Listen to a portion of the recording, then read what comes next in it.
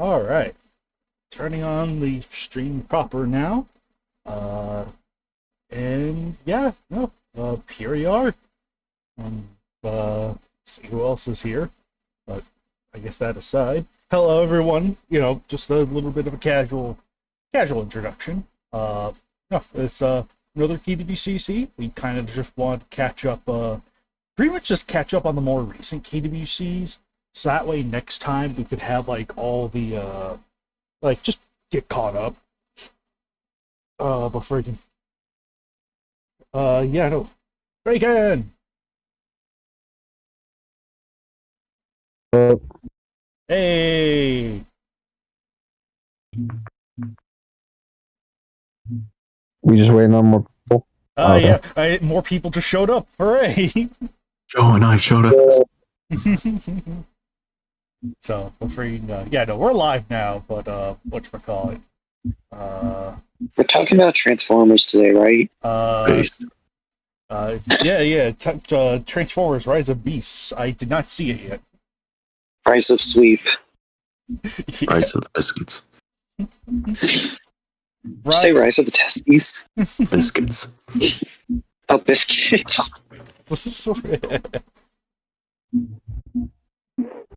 Alex and Joe show up together because they're a pair. So. Oh yeah. Oh yeah. But yeah, no, it's just the session's KWCC is just covering the rest of the KWCs. We covered all the KWCEs before already. However, I felt like I was gonna. No, that's right. I hadn't gotten around to reading them yet, but I will be getting around to reading them between now and match 100 of the KWCE. And likewise too, I don't think we'll be. I'll probably wait for KWCC number 100 until KWCE Badger Hunter comes out, at least. Though, you know, we could always delay that. I at least want to cover that before, sometime with at least a couple KWCs, at least. But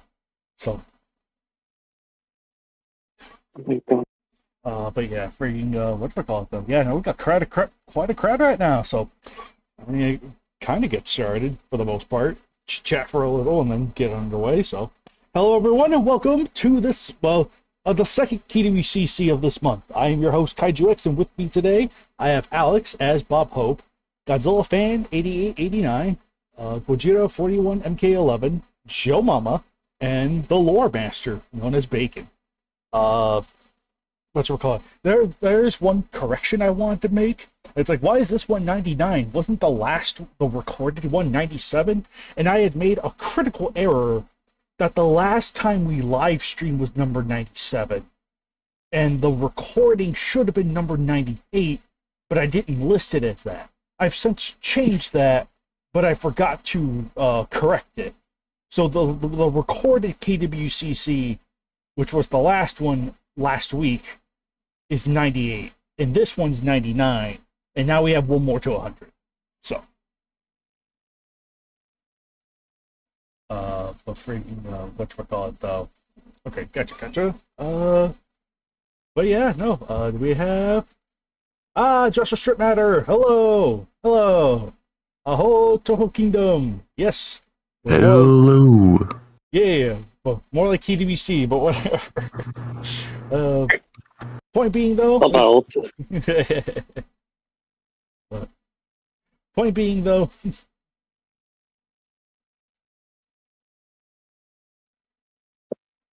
But yeah, for whatchamacallit, though. I think with that said, though, we got plenty of people. So we're going to get started right on the way with the first match of the lineup. We are going to do things a little, just slightly out of order. We're going to save match 408 for last, because that's a chonker. That one is a chonker. I think we're going to save that one for last, because the rest are... Yeah, Big Chungus, that is correct. The others are just...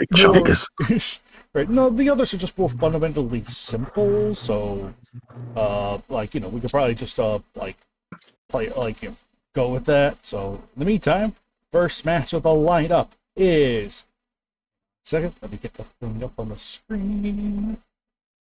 Match 406, Mount Lady versus King Cobra, written by Landon Soto and the banner by newcomer or Ditto Man. Yeah, written by Landon Soto. Ditto. Yeah, Ditto Man. Yeah, Ditto Man. Ditto Man. That's his new superhero name, Ditto Man. Banner by Matt. I'm afraid I don't know how to pronounce NG. I am afraid I do not know. Kaiju, never say that last name again, because it sounds dangerously close to something else. Yeah, bruh. One day I will learn proper Asian speak. One day. But yeah, maybe in this case, we can probably, for those that are muted within our call, if you want to just type out your thoughts and we'll read them in a second, probably maybe just go down the list in this case. So, Alex, what did you think of the match? Well, first off, the banner looks like a lady posing in the wildlife before she's about to get attacked by a wild animal. I mean, it works. It works on that front. It's like, sure, the story's more like, it's weirdly reversed. The story is about, trying to search for the snake, but the banner suggests the snake finds her. Yeah.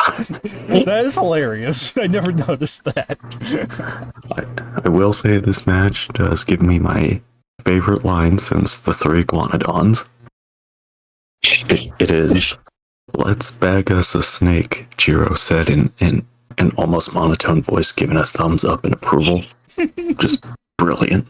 Masterful. Brilliant writing. Made me laugh. Let's bag us a snake. Oh, that's hilarious. But yeah, not counting my April Fool's match from earlier this year, it's nice we finally get a My Hero match. Yeah. And yeah, pretty good pairing between Izuku and Jiro. Never thought I'd see that pairing around. Yeah, no, that's actually kind of a fun. It's because Jiro, sadly, a lot of the characters don't get as much limelight compared to Deku, bringing Bakugo. It's just nice to have someone like Jiro as sort of in the limelight. Because I always liked Jiro. She was always one of the cooler ones to me. So it was nice to see her sort of play a bigger part. So. Yeah, it's pretty cool to see the two of them out on a field trip with the pro heroes, searching for the snake. Let's go bag us a snake. Best line. Or second best line.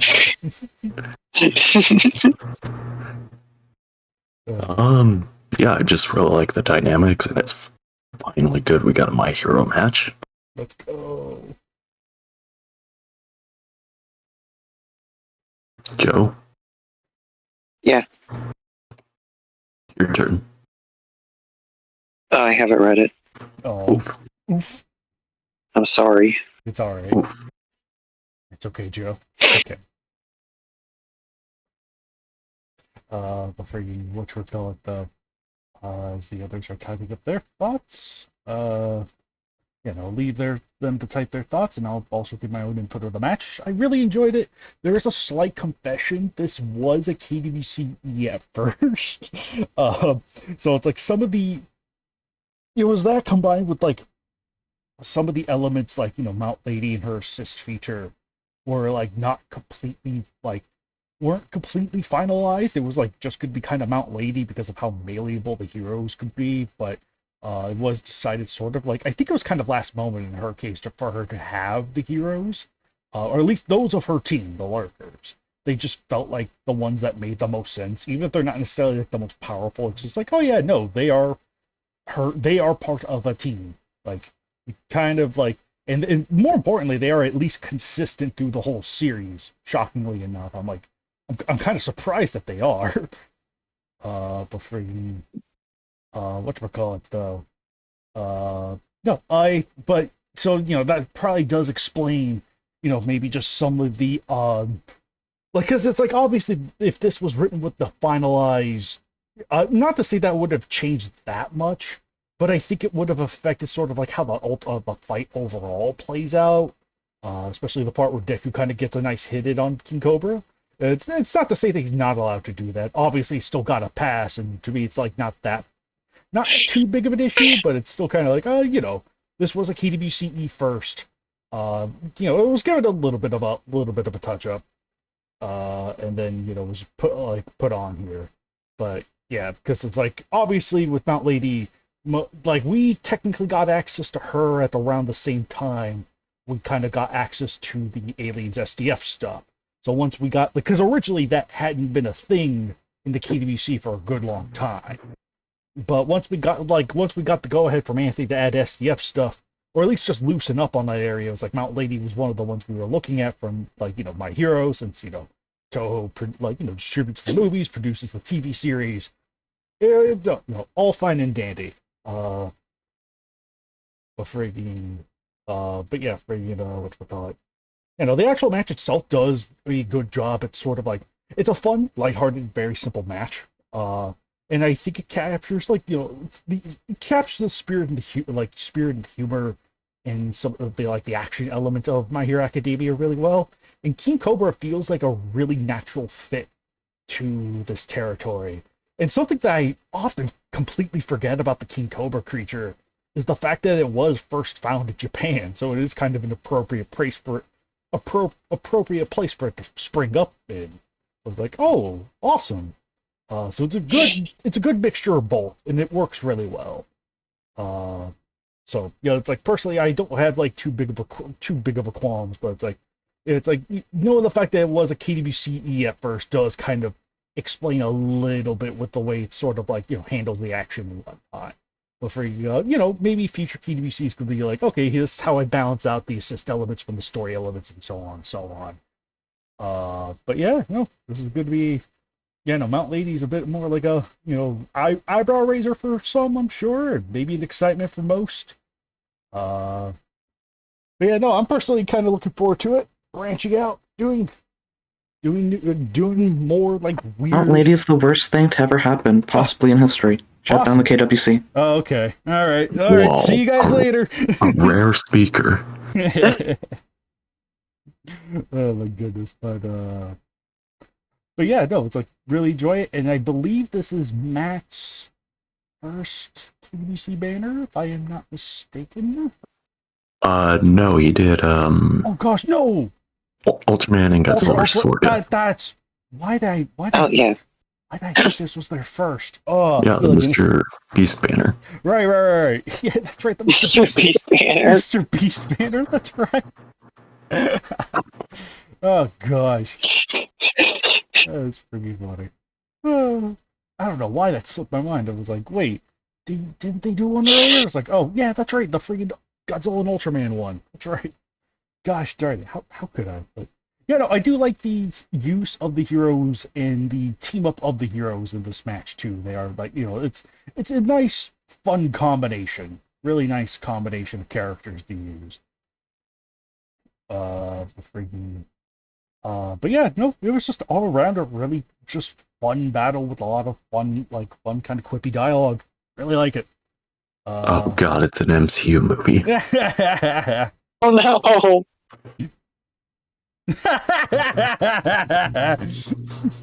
Sneaky Mr. Before we move on, Joe, what do you think of the line, let's bag us a snake? That was fucking epic. Based. Based and hero pilled. Whoa. Whoa. Man, I'm gonna read the comments here and then the comments in the YouTube section. But Godzilla fan 8889 says, I don't know much about My Hero Academia, but this was a fun one with decent action. The Academia characters being added to KDBC is definitely going to open up a lot of doors for great character potential along with the Pokemon anime series. Oh yeah. Ganyu, the banner artist, says, my biggest regret is not putting Mr. Beast in the trees for the banner. Yeah, they should have. You should have put Mr. Beast's face on Mount Lady's body. Or her face. Replace her face with his. That's what I just said. Bruh. Bruh. We're freaking. Oh my goodness. Yeah. Oh, jeez. Freaking, No, Joe, even better. His face on Cobra's face. Yes. Make it Mr. Beast a snake. Mr. Snake. Oh my gosh. Kaiju Fan Forever says, short, sweet, simple match. Nothing too major. Nice intro to Mount Lady into KWC. Another, I assume. Another loss for Porking Cobra. Can't wait to see more matches from My Hero Academia. I know I got some planned. Also, I think Mount Lady is at least is the least durable combatant. At least Frankenstein, Santa, Gyra, and the Titans at least have a feeling factor. She doesn't get that.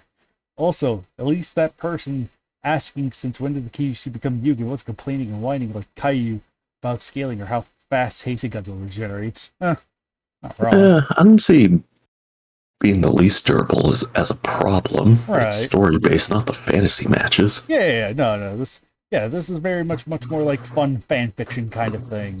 That and you can make for a good underdog story. Yeah, no, underdogs, you can't go wrong with a good underdog story. So it's like, fantasy matches, that'd be one thing. DWC is another. And even if the focus is sort of a fighting part of it, it's still like, she's a giant person. You can do things with that. You can do more of a story with her, have more dialogue. Right. And on top of that, too, I would even say that, I feel like something is... Oh my gosh. Okay, I'm going to try and post this right away. Hold on a second, ladies and gentlemen. That's beautiful. Hold on. That's amazing. Yeah, hang on a second. Oh, Lordy. Mount Beast. Or Beast Mr. Lady. Mr. Lady! Oh, that's beautiful. Hang on a second, ladies and gentlemen. We got this wonderful edit from, got this wonderful edit right here, made by one of our very own. Oh my gosh. Dig blessed. That's gonna be living with you guys for a little bit. Mr. Lady. Based. Oh my gosh. Oh, big blasted. Oh, right. Anyway. Freaking. Okay. No, that's Mr. Beast. Mr. Lady. Mr. Breast. Oh my gosh. Okay, hang on. Now we got two of them. Hang on a second. Mr. Lady versus King Beast. Oh my gosh.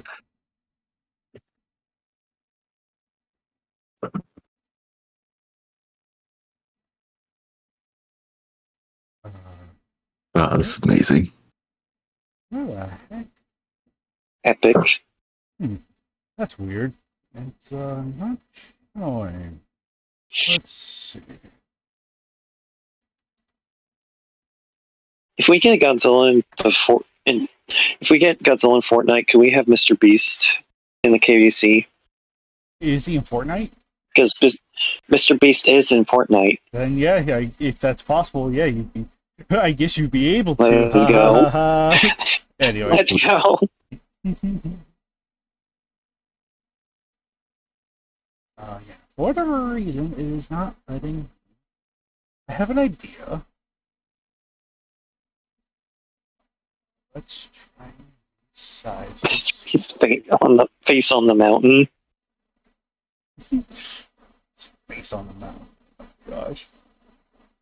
Well, that's bizarre. I'm trying to add the second image onto the Actually, hold on. I think I have an idea.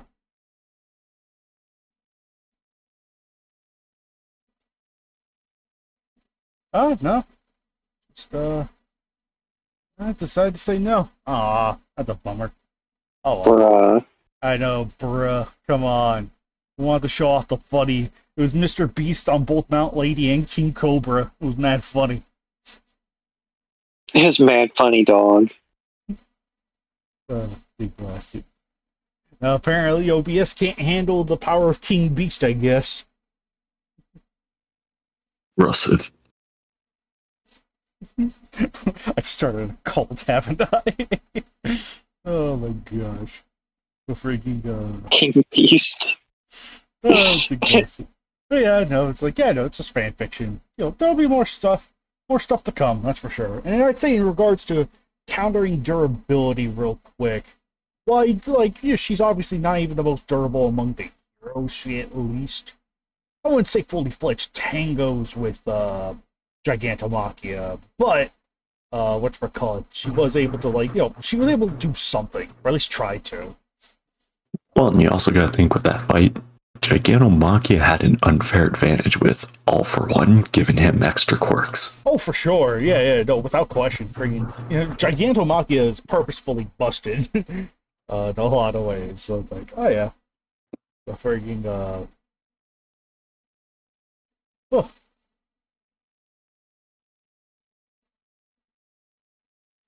Nevertheless, though, but yeah, no, let me see.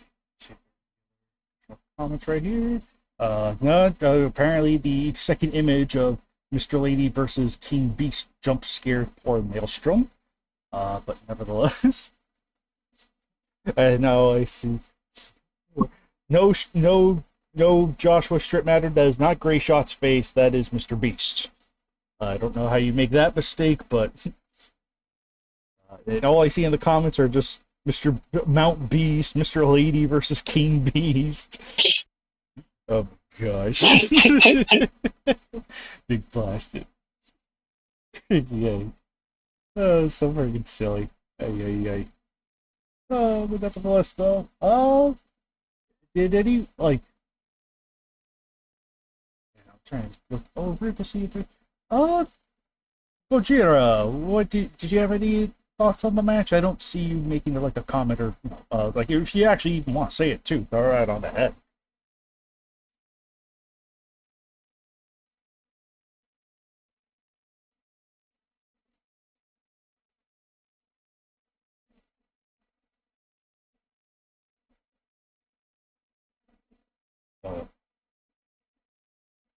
Go on, Gojira. Say your thoughts on the match. Yeah, no, I think she's muted. Yeah. No, the King of the Monsters and the others in the other call. Of course, you.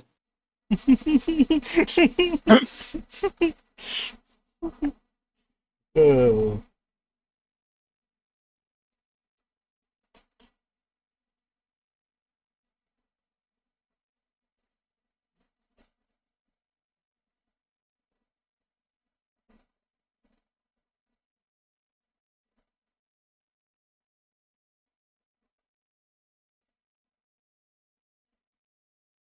Stepping away, so just gonna wait on that. See a whole bunch of dabbing now. So much dabbing going on in the YouTube chat. Dab. uh, Oh wait, that's me. yeah, I know that's you. I know that's you.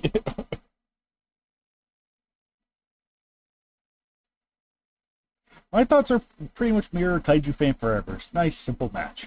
Mostly remember this one for the people complaining about Mount Lady. Rip. Uh,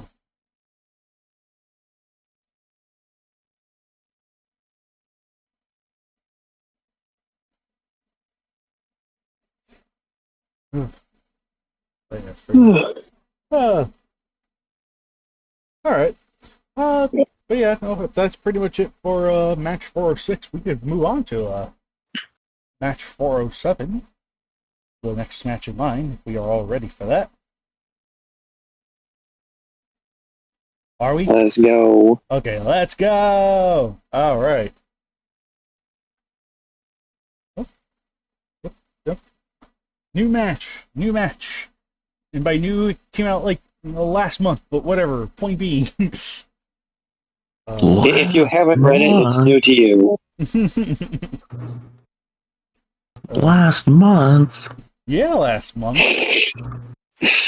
I know. Wow. It felt like a lifetime ago when this match came out. But friggin', what you call it though? Match 407, Bagora versus Ultra 7. Author, written by Vincent Roger, banner by Connor Quinnell, and this one, another narration from Matthew Reeves. Gosh darn, I was gonna say Freeze, but I was like, no, that's the wrong guy. Rise? What does Matthew read? Matthew Reed is the cousin to Matthew Weed. Why?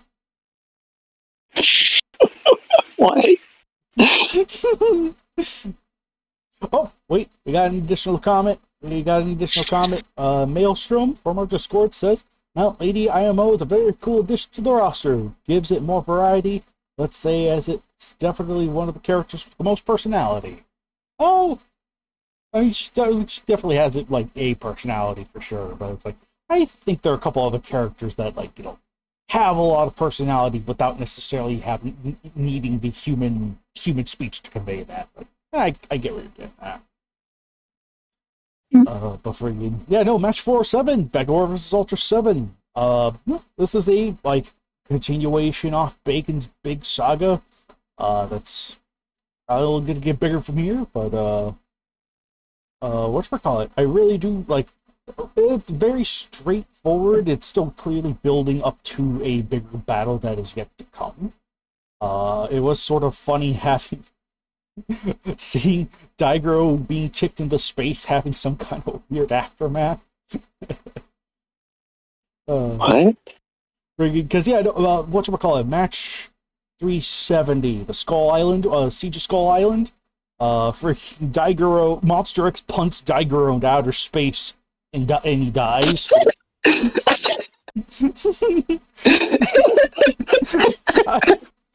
then here he's drifting. He's like,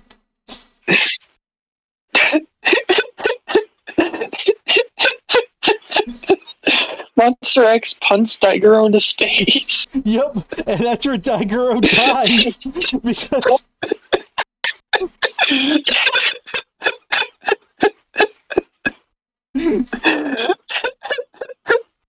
We're freaking Daigoro's being eaten by Bagor. Oh my gosh. Glorious. Absolutely glorious. Alex is gonna be right back at the moment, so but yeah, no, whatchamacallit though? I know. I'm glad you got a big laugh out of that one, show. It's beautiful. It's a great way to connect that together. Every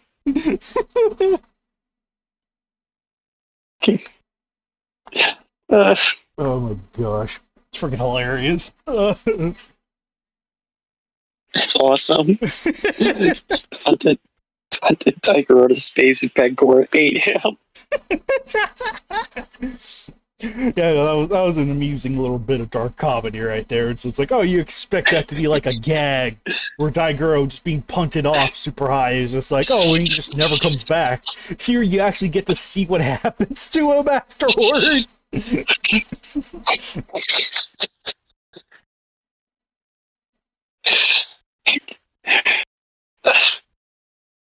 Oh, but yeah, no, it's a fun little side fight leading up to clearly a much bigger conflict.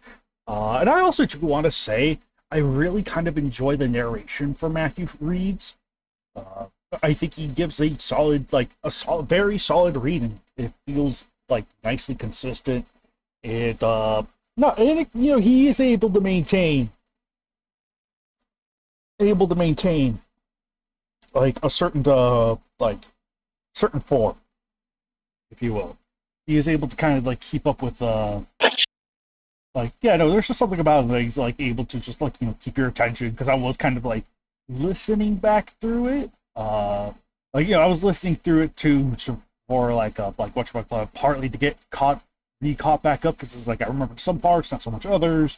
Didn't quite get done in time, but it was at least enough to be like, oh yeah, no, establishing sort of the nature of the threat and whatnot too is that is also nicely handled. So, Golden Eyes filled with wisdom. For whatever reason, that just kind of sticks with me. Weird small descriptor that sort of helps accentuate the narration. So, ooh, nice. That's good stuff. That is good stuff. Clearly preoccupied with something right now.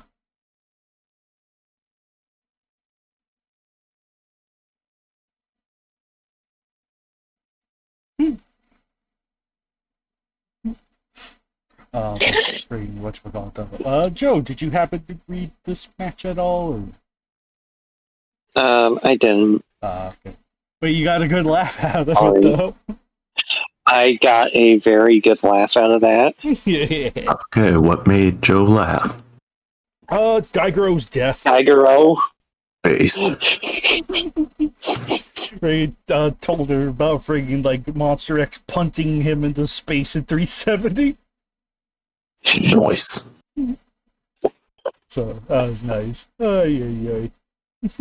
Hooray for Infanticide. Hooray! I mean, an edgelord killed a baby. That's not surprising, but it's fucking funny. To me, it's also GVR. GVR simulator. I just said it was also just darkly funny in this match, seeing just the corpse orbiting the Earth. Because it was like, it's funny. It is funny. I still remember that one time, I think it was you, Joe, who posted that video of that 1-year-old baby lifting up that 15-pound weight, and you said, "This baby's coming for you, GVR."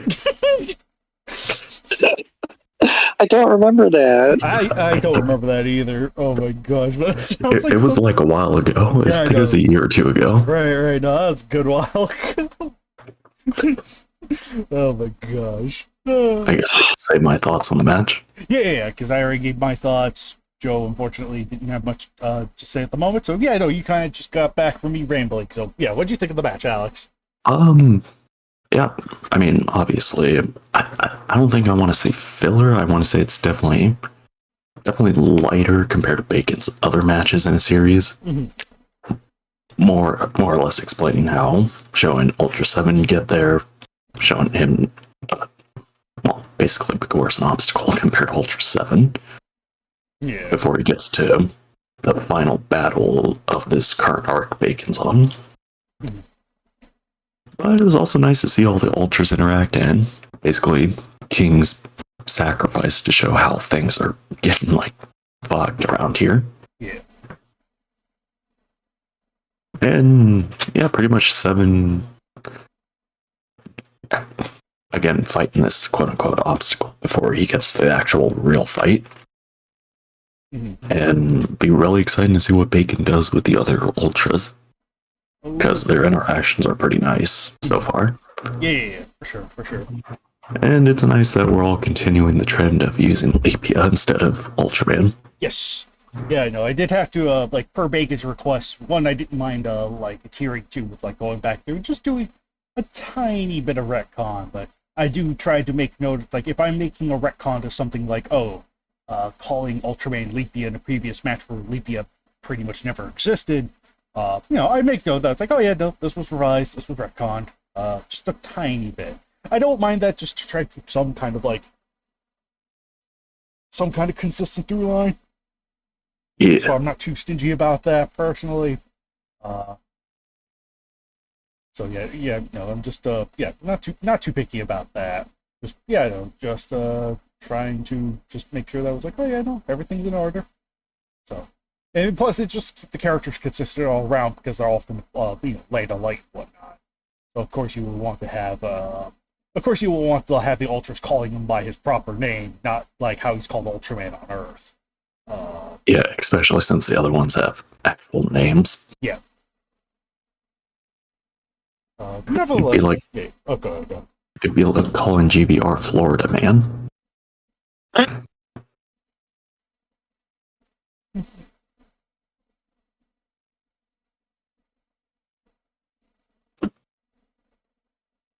Yep, that's pretty much my thoughts. All right.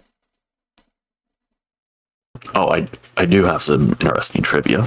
Oh, all right. Bagor versus Ultra 7 was actually going to be the 5th match in Bacon series, but that got switched with mine and Bacon's collab earlier this year. Right. Because that was supposed to be like the 8th or 9th match, but considering certain things I can't say behind the scenes where no one's in trouble here, things didn't pan out because it was for a different month. That's why it got pushed to.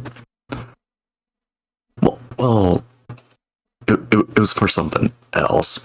You'll see it when the time comes. Yeah. I'm sure Kaiju X knows what I'm talking about with a certain thing.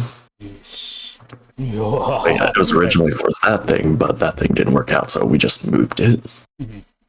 Since the match was already completed anyway, might as well post it sooner than later. Yeah, for sure.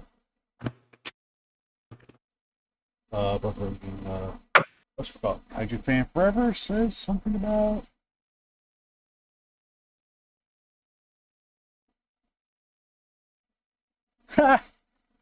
Okay, that's actually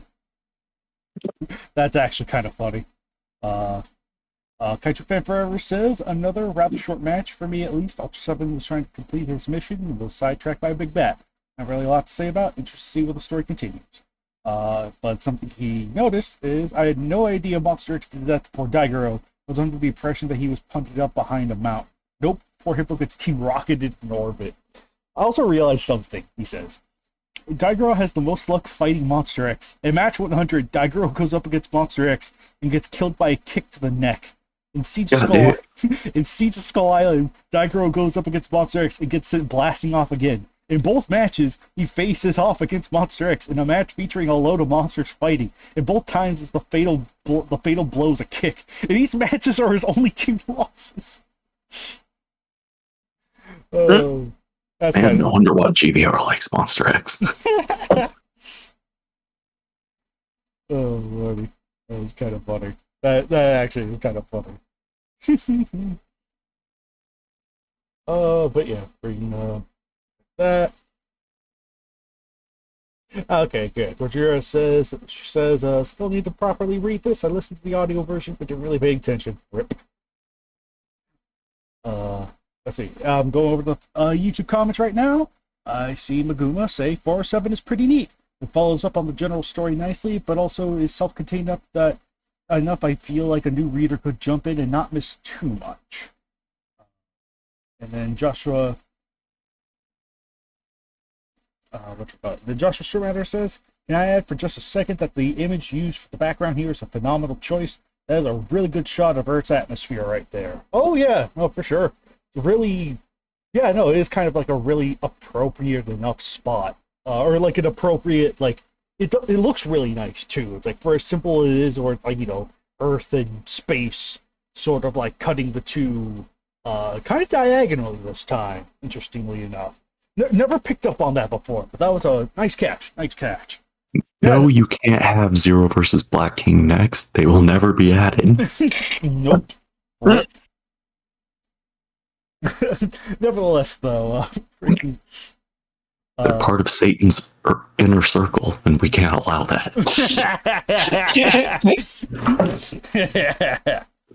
Before you go, what you call it though? Yeah, no, it's like it's a really nice shot of Earth. I was like, ooh, I never took the time to look at it, but looking at it, I was like, ooh, that is kind of nice. Danger, you skipped Godzilla fan too many numbers comment. Oh, I did. Bruh. Yes, he did say. This is a neat little match. Pretty cool. My apologies, Godzilla fan. I'm sorry. Oh my goodness. Oh, oh, that's where you read that comment from. Yeah, Yeah. that wouldn't be that random. Yeah, no, sorry. Zero versus Black King, that one cannot happen. Rip. So, sorry. Nevertheless, though, yeah, no. Kind of low-key need to use the bathroom real quick, and I'll be right back.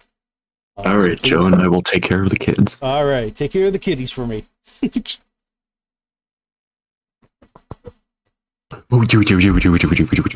so Transformers. Oh, yeah, Transformers. That was pretty Oh yeah, Transformers. This is a Transformers podcast, by the way. Now, based. Rise of the Beast. That was a pretty good movie. Finally, a good ensemble Transformers movie. Although I want to say, this kind of dawned on me. As cool as Optimus Primal was, his face kind of looked like Lockdown's. oh yeah, it did Just a a more little. sad Lockdown. Yeah, he was a very, very sad ape. It's finally good that Harambe got some justice in a movie. Oh yeah. I did think it was strange how when he transformed into robot mode, his robot head forms around his gorilla head. Yeah. But it's okay. We finally got a good version of RC in one of these movies. That made me so happy. I literally could not stop myself from smiling when she showed up. It was awesome. And it was I struggled. It was actually pretty cool. She was basically the second in command of Optimus's team. Yeah. I love that. I don't think RC's ever been the second command. Yeah, that's pretty base.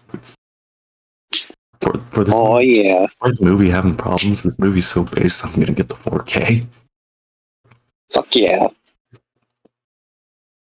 I hope they have the deleted scenes. Same. Also, this movie did a good job because it didn't make me hate Pete Davidson. I thought he did a good job with Mirage. Yeah. I wasn't crazy about him. I thought there were points where he was a little overbearing. I hear he was worse in the original cut. But I also had a clogged nose while I was watching the movie, so I was starting to get a headache. Oh, I will say this. So that might have impacted it.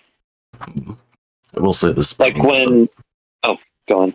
I was just gonna say this is probably one of the better Autobot teams in one of these movies. Oh, absolutely. They have personality. Yeah, and they don't talk about wanting to kill things or each other. Yeah, Optimus, when he got angry, he was actually kind of justified in this movie. Yeah, but he wasn't an asshole or psychopath. Yeah, he wasn't. He wasn't a complete psychopath.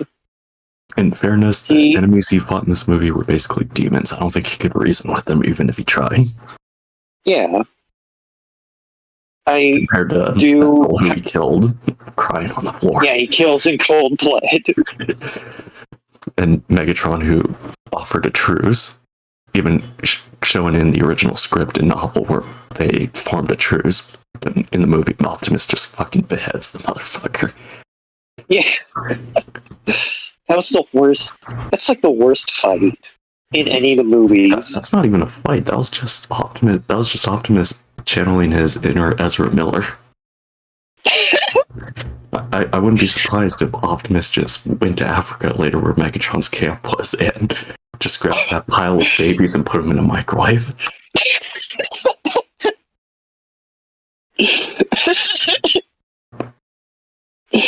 Oh, have you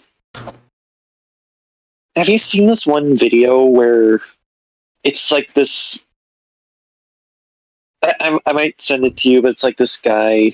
It's like a bunch of these guys, and one of them screams, "We smell pennies," and then there's like a bunch of other guys charging at the cameraman, like very strangely. Have you seen that? No, I haven't.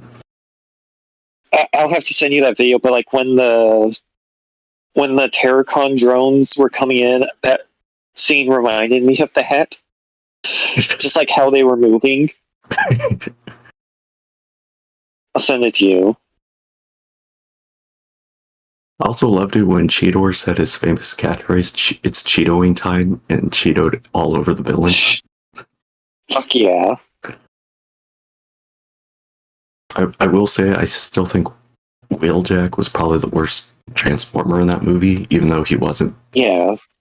He didn't annoy me like I thought he would. It's just more of a, why are you here? You didn't really contribute anything. Yeah. It was. Well, Stratosphere was based. But yeah, he was pretty funny. At least we had Stratosphere. Although I'd rather walk to Peru. I'd rather. Yeah, I'm walking to Peru. Also, I actually really like that movie. Yeah, I did. I also love the shots whenever there were llamas there. I thought that was probably my favorite shot. Obama? Llamas, seeing all the llamas running around. Oh, llamas. Okay. Yeah, that was. That was awesome. Although Obama would have been cool too. Well, he was in Dark of the Moon. Yeah, but they bullied him, so it wasn't based. Yeah. And I don't know why. And yeah, the good things, even though I hate Sam, it was a good thing he didn't work for that Republican company. Alright, this Transformers War Chronicles while I was out, didn't it? Yeah. Transformers is pretty based. Nice. It is. Kaiju X, you should watch Rise of the Beast. I Rise of the kind Beast. of want to. It's really good. We will take you to the theater personally. Epic. Kaiju X, they did Harambe justice. Alright, sweet. They did. Sweet. Kidnap me, please. Yeah, you will not be disappointed. Yeah. Oh! I misunderstood the nature of Koigen Amon's Cookie's request. It's, can I have Zero versus Black King, please? And it's like, oh, I think they're actually like requesting to like. I mean, that one is gonna have to like. You can't really request what the next KWCE is going to be, but if you have one, then like, for the KWCE, which is on Total Kingdom forums, you can just write and submit. So. Yeah, no, it's like I completely misread that. My apologies. But yeah, no, it's like, yeah, pretty good. You can write that if you want. Send it over to KWCE. I mean, as long as it's good, that's all we're asking. Now, the real question is, Godzilla fan Gojira, did you enjoy our talk about Transformers? Yeah, did you? Yeah, did you? Did everyone in the YouTube chat also enjoy the Transformers talk while I was out? Yes. Oh, fuck you too. Cookie says yes. You better have. Gojira says, I didn't listen to a word of it except for Obama. Oh yeah, there's llamas in the movie. Oh, really? Oh my god. Llamas, Llamas. they're awesome. Comment if you want. Comment if you want to. If you want to see me and Alex do a Transformers podcast. Let's go. Oh my god, we should. The Transformers, more than meets the eye. It's not even like about, it's just about talking about Transformers. It's not like anything else other than that. Yeah, Yeah. based. It'd be so based. If this video gets 5 likes, then we will do this. No, we just need one more. But it's already Just at need 4. one But yeah, more. it's already at 4 likes, so. There's 5. Let's go. There it is. Alright, I guess it's happening.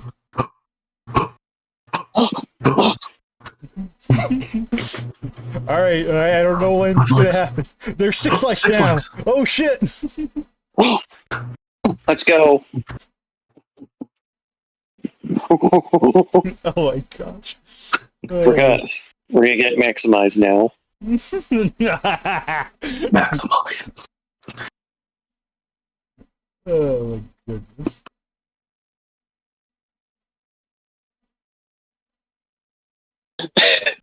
Eight now. Whoa. The people demand it. Hooray! We're getting Transformers. Oh my goodness. Let's go. It was funny, I was gonna say, get the 7 likes, and it, like 7, 8. Oh my gosh. It's amazing. Alright. There will, joke's on you, there won't be a KWCC number 100. There's gonna be Transformers podcast number 1. We're gonna go straight into Transformers podcast number 1. Yeah. Don't you guys, you commoners, haven't seen it yet and realized it. KWCE Match 100 is Transformers. Yes.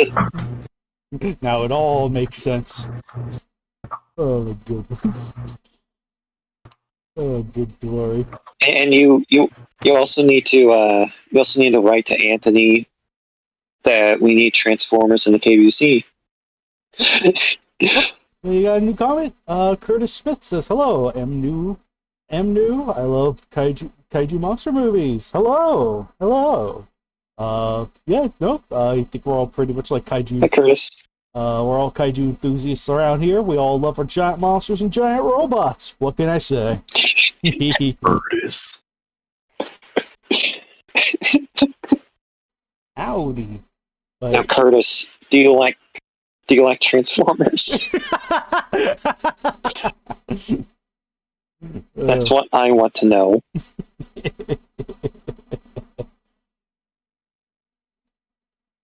Oh goodness. Oh goodness. But yeah, oh, what do we go? Yes, I love Transformers, says Curtis. So, based. Thank you, Curtis. We love you. Validation. Let's go. Curtis is based now. All right, sweet. Curtis. But nevertheless, though, I think, yeah, no, I think 407, I think, is rigorously covered enough. So we're going to be skipping ahead to match 409. Curtis, you're welcome, by the way. Going over to match 409, then we'll bounce back to 408 because that one is really long. So 407, just go from there to 409. We got 2 wonderful banners for this one. First one from or at least the at the very minimum, the one you're seeing right here, right now, is from Connor Clinell, and there's a second one right here from Dao Zhang Mo. But this is match 409, Mechagodzilla Legendary versus Tiamat and Behemoth. Written by Andrew Sudomersky and Dao Zhang Mo, and banner provided by Connor Clinell and Dao Zhang Mo. So Dao Zhang Mo doing double duty. He's a boy. He's a lad. That Nagoto. He's my special little man.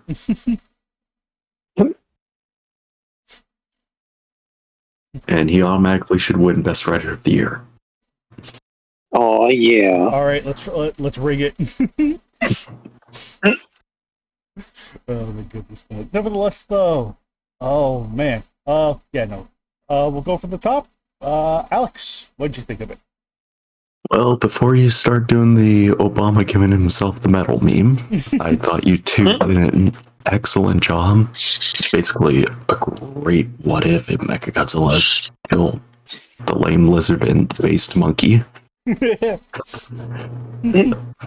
Especially, goddamn, I know it's brief, but visualizing Mothra getting grinded up between its claws is like, damn. Yeah, And turned into a smoothie. Oh, right. And then he drank her. Like, bruh.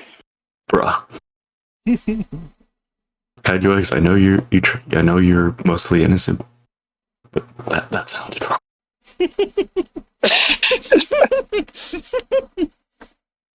Bruh. Whoops.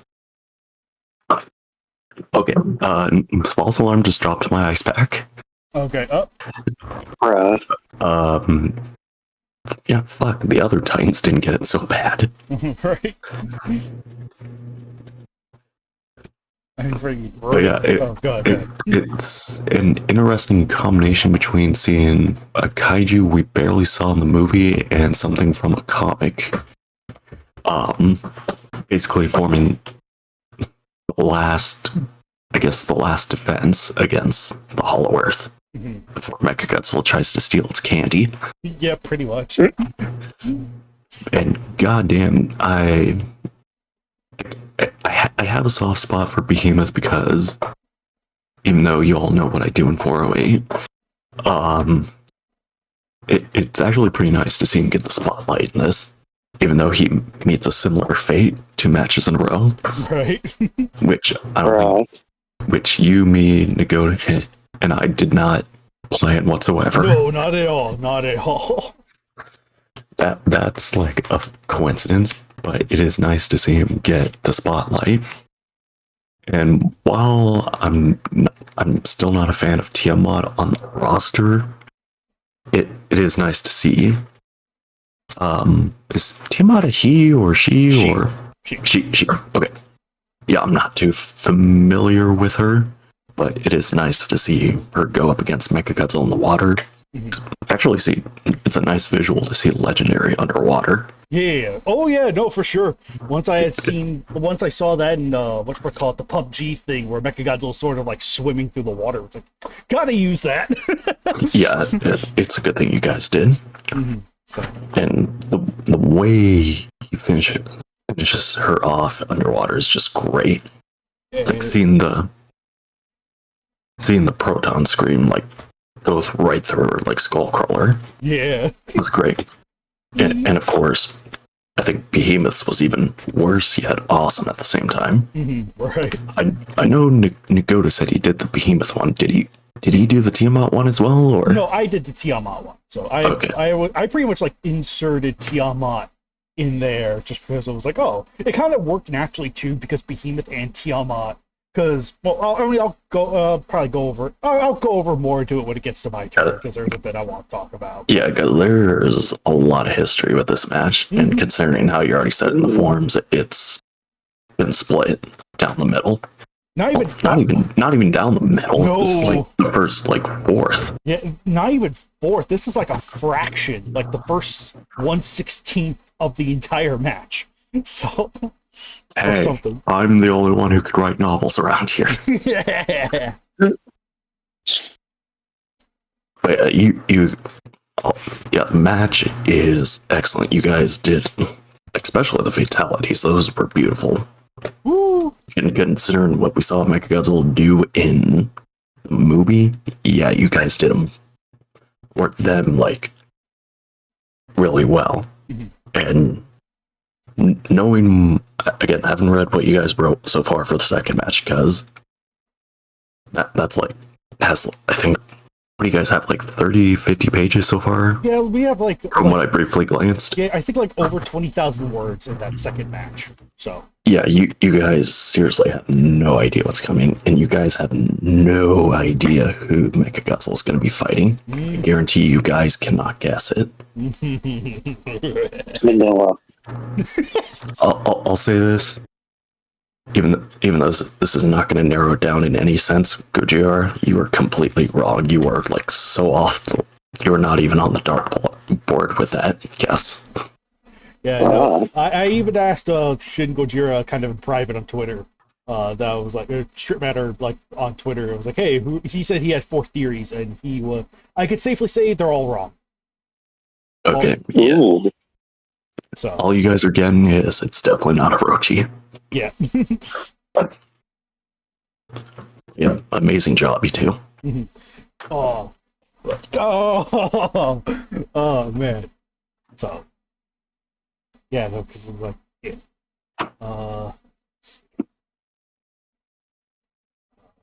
Yeah, no. Before I go over this one, I want to make sure that like, oh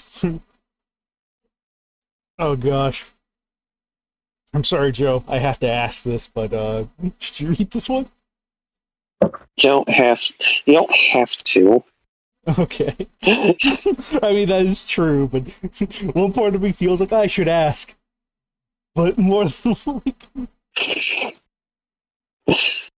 Oh, goodness. Do I have to answer? I mean, do you? You're silly. Oh my gosh. But yeah, freaking, oh, yeah. Freaking... Yeah, I'm just gonna look over...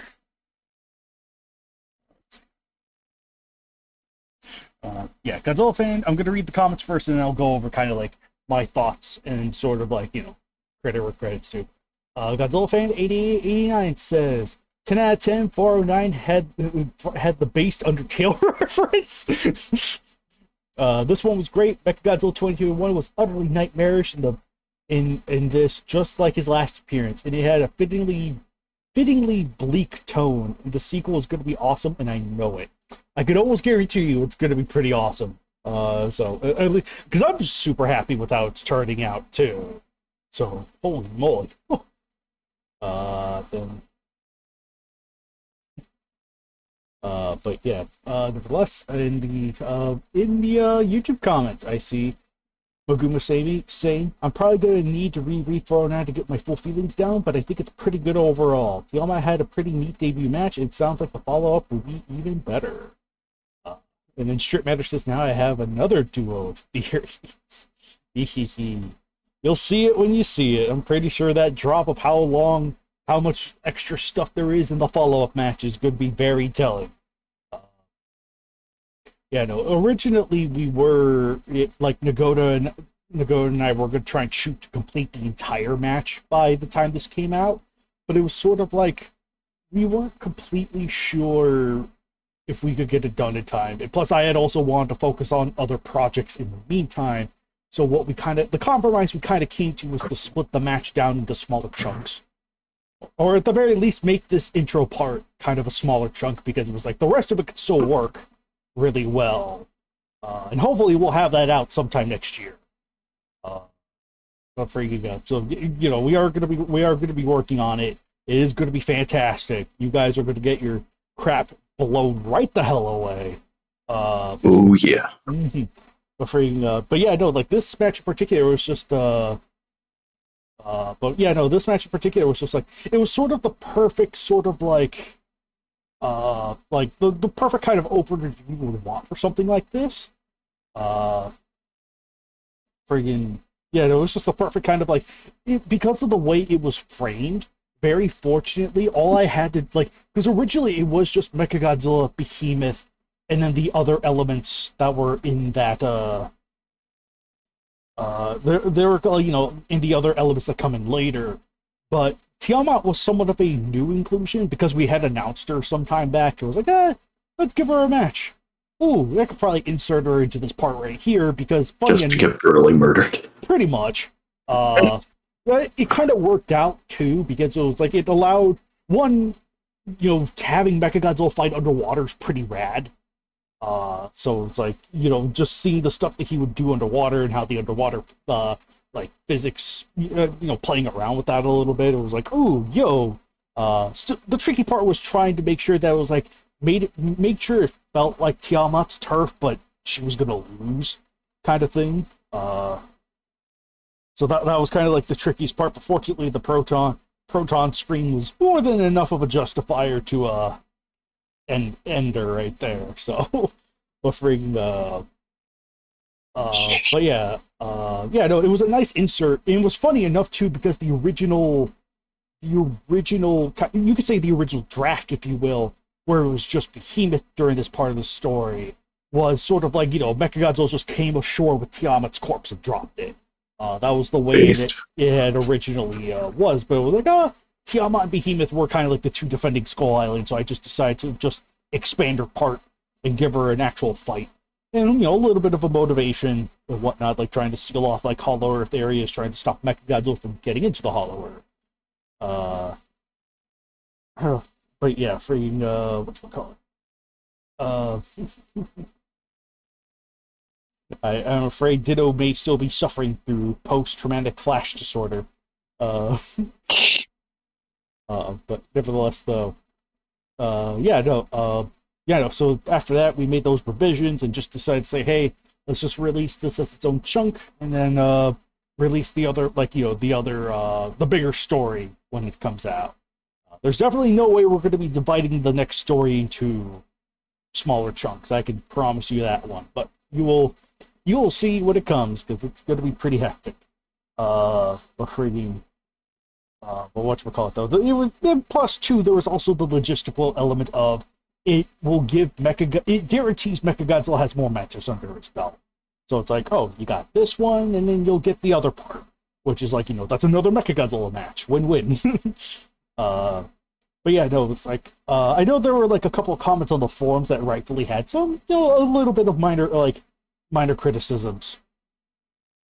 Minor criticisms to it, particularly with how it's just sort of like, you get a foreshadowing of something in there, which is elaborated on the next story.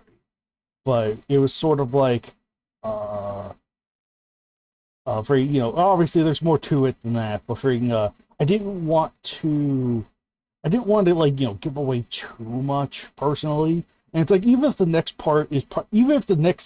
because literally what I have in mind right now, this could change between now and then, but I'm hoping that it's like, it'll just start right off where this match ends, kind of thing. And you'll just be able to sort of like get an idea of how this was all going to be. So, plus two, I think another benefit as well is that I feel like it allows Tiamat more of a spotlight. Like, it's like her and Behemoth are allowed to have much more of a star focus, as opposed to another good reason why the Goat and I ultimately split this one was just like, or at least to me at least. But it was Decoder. Yeah, hey, there he is. Yeah. My handsome little man's here. Yeah. Hello? Hello. I got back from work for an hour and almost forgot to turn on my computer. Yeah, no, just time we're talking about match 409 right now. We haven't gotten to 408 though. We were Which one's 409? The Tiamat Behemoth match. Mechagodzilla. Oh. Yeah, you could say your trivia. Yeah. Oh, Yeah. good. Yeah, no, because I just wanted to say that it was like, yeah, no, I had written all the Tiamat stuff, but Dagoda like freaking killed it with the Behemoth portion. Holy hell. Yeah, no, that was fantastic stuff, dude. High five. Yeah.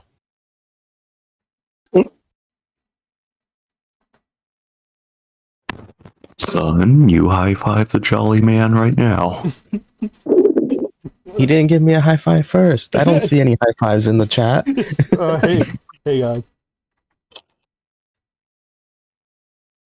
This is the best I can do. Raised hand.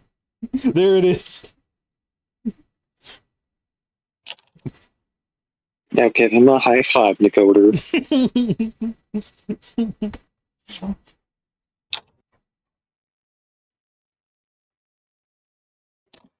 There you Hey, let's go. Let's go. go. Desktop notifications, because that's in the way of me doing emojis. Yeah. Bruh. So, Nagoda, you want to share your section of the trivia for this match? Yes. Yeah, no, go. You're more than free to give your thoughts on this particular match as well. Because I was just about to go into your side, but you seem to, Oh yeah, sure. Trivia number one: Tiamat was originally not in the match. I partly mentioned that already. But Yeah, but then like it turned out pretty good for like being a last minute addition, and Amen. then and then so that's why like when it gets to the behemoth part, it feels like it's starting a whole new match because it was starting a whole new match. Pretty much. Uh, I mean, to be fair, the water environment was a really good way to keep those two separated. So it kind of works. It kind of works like organically to the to the environment. Like you're not having too much problem with like whatchamacallit. You're not having too much issue with like the like behemoth interfering with Tiamat's fight or vice versa. Yep. So some trivia for the match. Mechagodzilla I had a lot of fun with because like unlike the other ones, he can actually move around and the rockets help like just like a full burst momentum punch to the face sort of deal with that. Yes. He can't fly, but he can rocket boost punch you in the face. Yeah. Plus like Showa Mechagodzilla, he's got a whole bunch of missiles. Shoulder missiles, hidden shoulder missile things, chest missiles. He's got drones that can scout the area and shoot you from like different angles. The proton scream is like pretty simple beam attack, yes. But then like it's really fun using like those plasma punches of his. Yeah. For Behemoth, like he's a pretty simple monster. Fireproof fur, tusks, big mammal thing. So like I went more like having him fight like an elephant or like a sloth or a bear in the fight. Like just big swinging arms and like using his tusks to like batter things. Plus, the heat-resistant fur also helps with like helping to survive the proton scream. As for how the like spoilers ahead for this one moment, how Behemoth dies, you can thank GVR for that because he was going on about Doom kills. So like I just went, oh, let's put that in the match. Let's kill Behemoth by ripping his head off like Doom guy. Right. Yeah. And then as for like the characterization of Mechagodzilla, that is for the sequel to better further like I don't know what the word is. Flesh out. There you go. Yeah. Even though he has Literally. no flesh. In this context, yeah, flesh out. Hey, GBR's listening. Hey there, homie. Let's go, GPR. Yep, you can look forward to more Doom kills in the next part of the match. That's still being worked on. Yes. Ooh. Oh man. Yeah, once I get a couple of my other projects cleared up, I am looking forward to getting back to writing this bad boy. Because boy. Yeah, this one's it's a lot of fun working on it. Because like I tend to do like a whole bunch of research on like monsters and like stuff for when I write matches. And I found so much fun things while scouring the novels. Yeah. Well, not only that, but it seems like legendary Mechagodzilla is like your type of character to write Nagoda. I think he's kind of falling into my kind of character too. Like there's like so far, I would actually say in the KWC's context, I find the MonsterVerse characters to be very compatible, just because the KWC's whole idea is like, oh, it's monsters fighting, and they fit that motif like really well. You know, they meet that criteria super well, so there's a lot of versatility you could do with those characters. And yeah, just combine that with some of the slight expansion material, like the spine drones and whatnot. So it's like, oh yeah, no, there's a lot of fun you could have with it. A lot of fun. So yeah. No, also, was wondering if I can use like the chest missile things as like cannons because they kind of do look like cannons. Yeah, they kind of have like cannon-ish, like cannon slash. I mean, they're just missile ports. What else was there? Oh yeah, the Skull Island thing. I think we went with Skull Island just because like it's a MonsterVerse location, and then Kaiju X went on with like, oh, what if we have like all these other areas like closed off, and he started listing places like Antarctica and the North Pole. Oh yeah. Mm-hmm. Yeah, So North. yeah, so like safe. mm-hmm. Yep. Trying to keep the inner world safe from the rampaging Titan. But yeah, no, North Pole was based on the actual.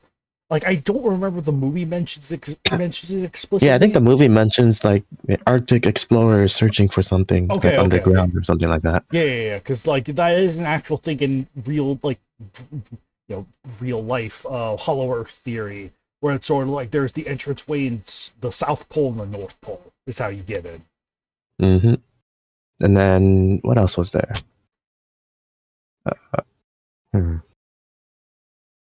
I'm trying to remember things about it that is not gonna go into spoiler territory for the next part. Right.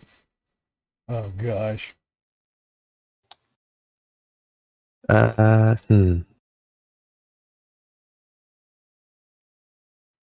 guess like the Vile Vortex thing, like what?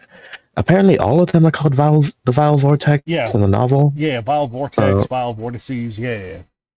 Mm-hmm. And then, like, as for the banner, I find it funny that both of us made Hollow Earth banners for that.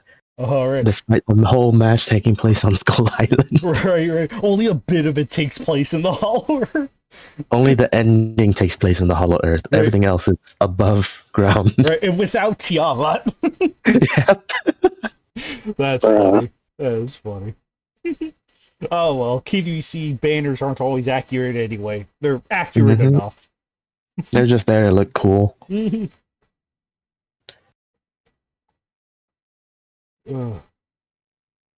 trying to think if I have any other stuff to talk about for that, but I can't remember at the moment.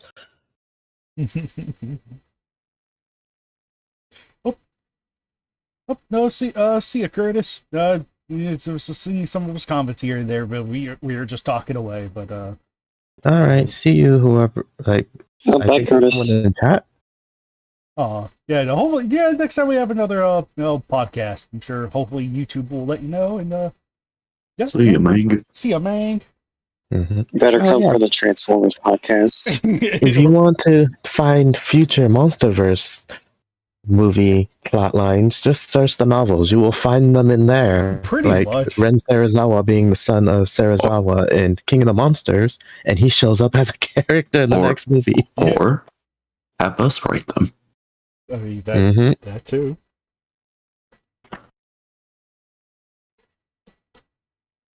Oh, Nagoder, what are your thoughts on 406 and 407? Oh, yeah. Which ones are those? Mount Lady and Bacon's other entry with Bagora and Ultra 7. The Mount Lady one was just it's a good introduction. Like, I like how the students help out, but they don't actually like get a kill, so that's pretty good. Mm-hmm. Like, I find it funny that a lot of people were confused how Mount Lady won, and apparently didn't read that she kicked King Cobra in the face. She was the one that got the final blow, bro. And then Ultra 7 versus Bagora, I don't remember much about that, unfortunately. Sorry. Damn, it's all right. Sorry, fam. It's on the simpler side. The banners look pretty nice for both of them, though. Even though, like, the Mount Lady one's kind of simple.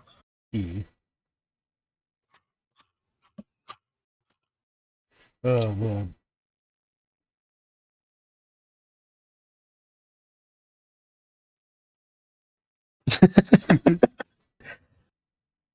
Okay. Oh yeah, one more little trivia thing for the Mechagodzilla one. Now that I remember it, the whole when he shuts off, he's like I put in like this details in the novel where it feels like his entire organs are all shutting off all at once as he's like slowly drifting away, as what happens when he shuts down, because that's what Ren Serizawa feels when it shuts down the first time. Oh, that's cool. Like it's like it'd be like a terrifying moment. Like as you're losing power, it just feels like your entire body's dying all at once. Mm-hmm. That's rad. And then it comes back online like moments later. Beast. So Yep. Plus, with it being like the Ghidorah part in control, he's felt this multiple times already. all right.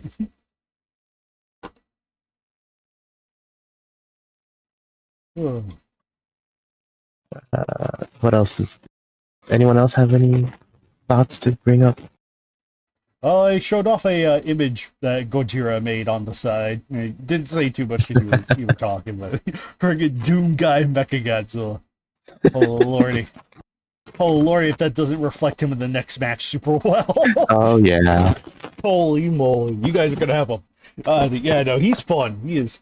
Yeah, no, he's easily been like one of my favorite Mechagodzillas to write for. Easily. Yep. Some people might say they have ideas of who the next character is going to be that Mechagodzilla's going to fight. Let me tell you now, you will never guess it ever. yeah. You guys will never get it. You basically the only way you could even get it if you get into my headspace. Or even our headspace, I guess. Nagoto would be like the only other person that would think of something like this. But friggin'. Yeah, no, you guys were in for a trip. Woo. It's gonna be your mom, isn't it? It's going to be a big update as well. Oh snap. Yeah, we haven't even talked about that update when it comes up. Yeah, your guys' jaws are gonna drop. Yeah. Oh yeah.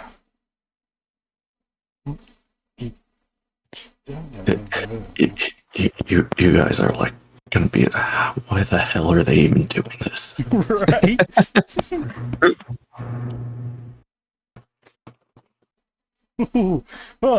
Anyway. MB Mechagodzilla fights like death metal is blaring from speakers attached to him, so that's why I love writing him. Same. Hey, I mean, technically, you could have death metal playing inside of his head. Yeah. Ren Sarazawa's just jamming out to music while killing monsters. Mechagodzilla can just... The AI in Mechagodzilla can just be his version of Siri. Oh, yeah, it could. Yes, the entire Duo OST downloaded. Oh.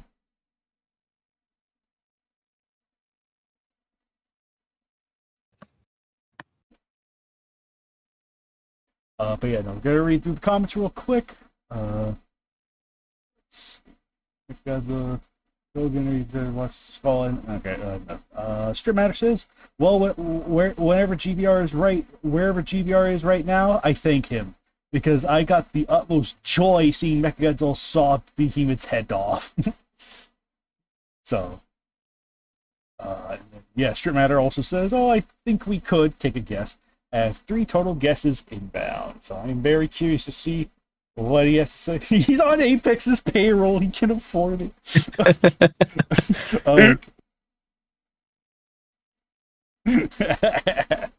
Oh my goodness. But yeah, freaking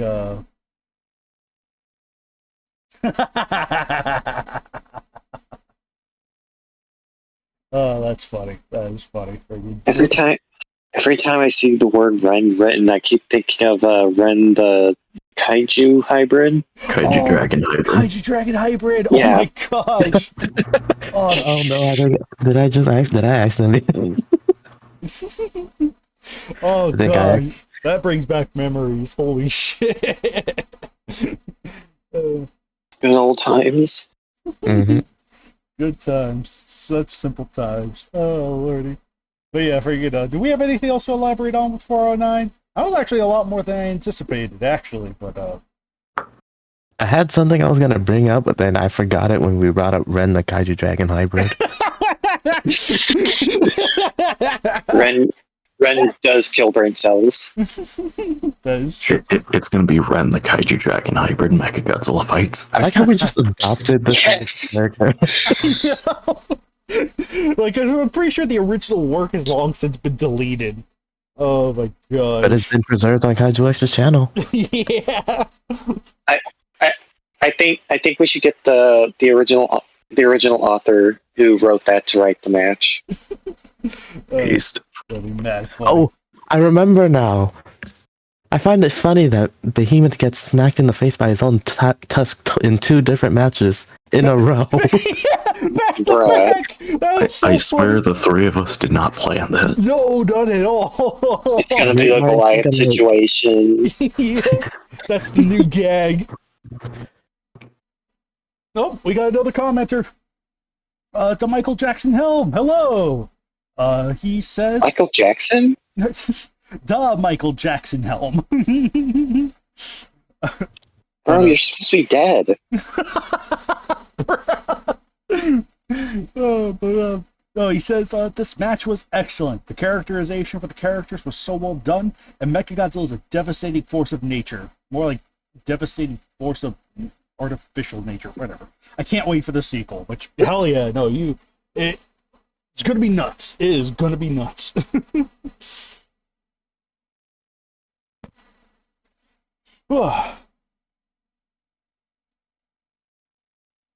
Godzilla fan 8889 says Mechagodzilla is literally the Doom Slayer, but he's evil and kills titans instead of demons.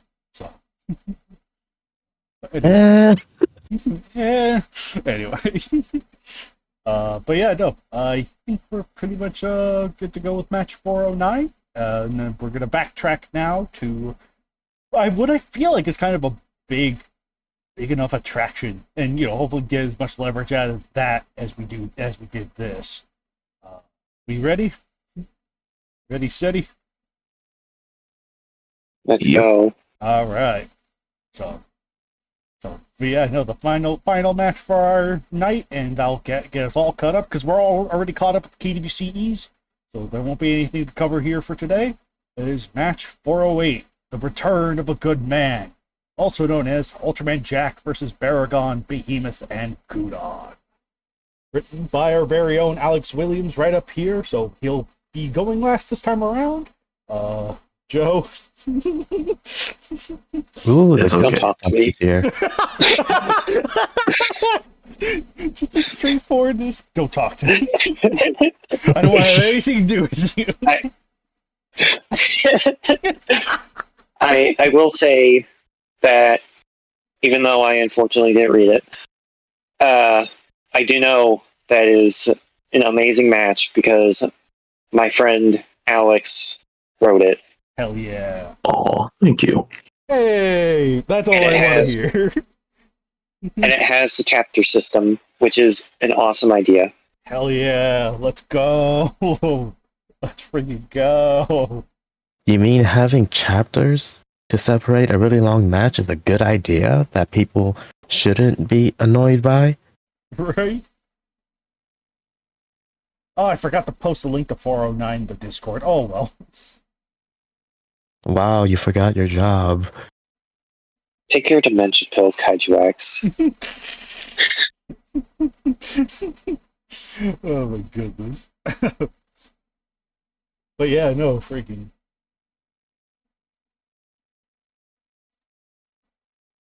Oh my goodness. Freaking, whatchamacallit though. Oh! Yeah, no, I do want to say this match is this one is a freaking. I almost have like too much praise in mind that I don't want to say in a way where it feels repetitive.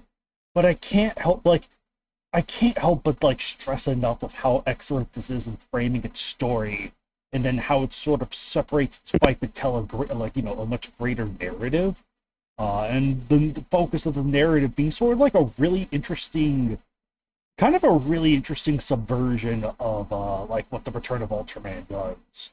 And it's just, oh man, it's like it takes the darker route, but never does it feel like this. It doesn't feel like it's going edgy. It does feel like completely earnest with its approach, with its with the theme that it tries with that it like. Oh, and I'm not even gonna say tries to convey, that it does convey so incredibly well, and it benefits both characters magnificently. Likewise, too, I will say this much, like on a behind-the-scenes front, it was like Alex had kind of pushed for the subtitle "The Return of a Good Man." I did have some like reservations and hesitation at first, but I was like, wait.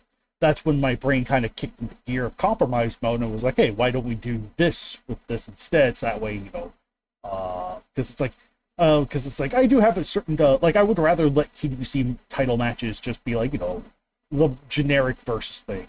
Even if there are like benefits of a subtitle, which is significantly more memorable, it is still kind of like there is a degree of whatchamacallit. There are definitely times where it's like I think it is good to have like a subtitle to sort of like so that way if there's ever a round 2 of this kind of match, it's like, hey, at least it has something to distinguish itself by. But the return of a good man is a good way to separate this from any like future hypothetical round 2s.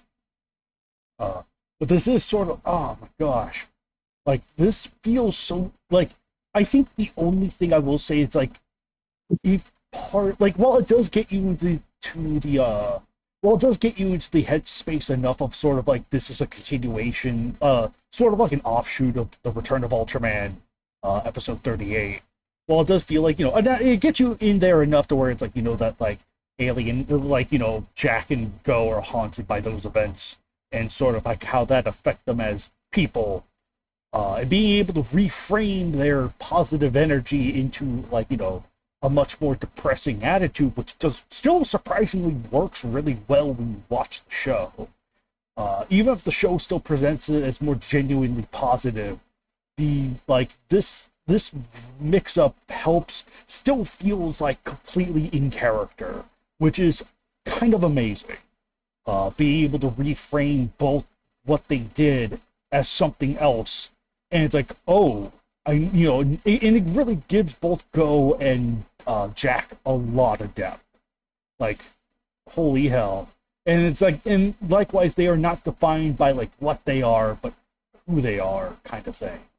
And to stop running away from like the darker parts of yourself, to confront the darker parts of yourself. And it's like, it's not so much a revenge story. Like, I think I think one of our own Discord had said it best, or something like it wasn't a revenge story, it was a redemption kind of or whatchamacallit.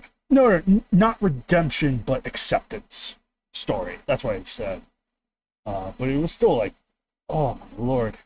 It all feels so much like something out of the Return to Ultraman. And even if I like my matches a little bit more packed with detail, the simpler like narration style does kind of help get it going. And likewise too, it keeps it at a nice pace as well with how long the match is. So I think that is actually another sort of like massive benefit in favor of the match, is sort of these like the streamlined, simpler narration. Like it doesn't get too bogged down to details unless it needs to. Which because I know I tend to be kind of detail heavy personally, but it was like it's like there are always different ways to approach writing. There always will be. So it's like there's no like, it's just like as long as it's good, and this one just handles it so damn well. Holy moly. Whoa. But friggin' this was just, it felt like, I really want to hope Subaraya Productions somehow takes a look at this. I really want it's like, please, can we just make Remy canon, please? That was so freaking good. It's like, you already got the wife there. Give her the name Remy, please. I'll translate this as Japanese if I have to. Oh man, holy shit, that was incredible. Absolutely incredible. Oh, and just freaking A. It's like filled so much with like heart and passion for Return of Ultraman, which by far is my favorite Showa Ultraman series for me personally. So, and it also hits like all of my I would say all of it. It hits with like a lot of my favorite elements, seeing those kind of called back to like episode 31, like between heaven and earth, I think, between heaven and hell or something like that. And the monster tamer and the boy, like very superb episodes that do get their like callbacks and whatnot. And like I said, the only real criticism I have is like, while it does get you into the space enough of like as an offshoot, I do feel like that it's like you would have to actually have seen the original Return of Ultraman to better appreciate it, at least up to episode 38. But it's still just a wonderfully, wonderfully handled match. And just, oh my gosh, friggin' A. I was like, I cannot give my praises enough to this. And just, like, truly amazing. And to give that honor to Alex to be the one to debut Ultraman Jack just kind of means the world to me. Because, like, he freaking nailed it. He just freaking killed it. Holy hell. Yeah, no, chapter system too. It was just a fun thing that, like, I think, like, on our Discord, like, some of the got into, like, a debate of, like, we should have something. It's like, no, we don't have to add something that we don't need. I was like, I kind of already been thinking about it already. It was just a matter of, all right, who's going to get to it first? But Match 408, I think it's going to stick around for me for a lot of reasons. Like, not only does it just tell a really compelling story, but I think it's also a nice shift. You'll get a good idea of a shift, like, not a dramatic shift, but it is sort of like a subtle shift for the KWC in terms of, like, how to present things and the new, maybe just, like, newer things we can do with it, Oh, man. Oh. Well, I guess there was also match 341, so Alex has been pushing that boundary for a bit, whether by accident or on purpose, I don't know. But yeah, no, that's wonderful. Freaking. Oh, yeah, no, what a fantastic debut for Ultraman Jack. And it's like, if I know, oh man, I'm gonna try and use Jack whenever I can, because he's just the one I low-key kind of prefer in a lot of, even if I do feel like the Ultra Bracelet is ironically, like, the thing that makes him different, but I feel like it's also a little bit of a crutch for him, ironically.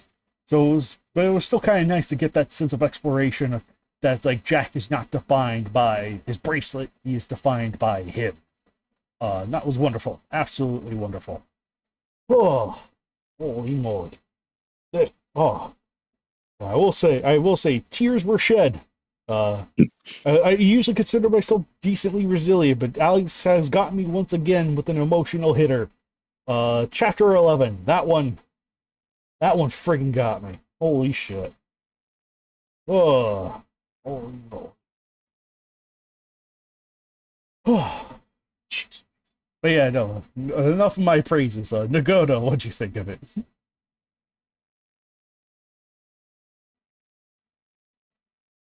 Sorry, had my microphone muted. Oh, So this was pretty good. I really like the characterization between Jack and Go. Like, I haven't seen Return of Ultraman, so I don't really know his character, but, like, except for like a couple episodes and whatever you guys have told me.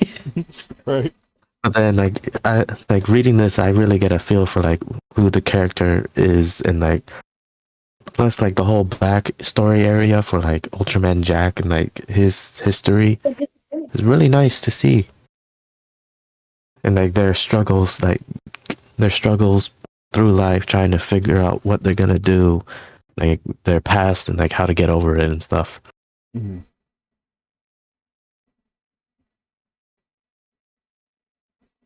But yeah, like, if you want a match with, like, a lot of good character, this one is really good at that.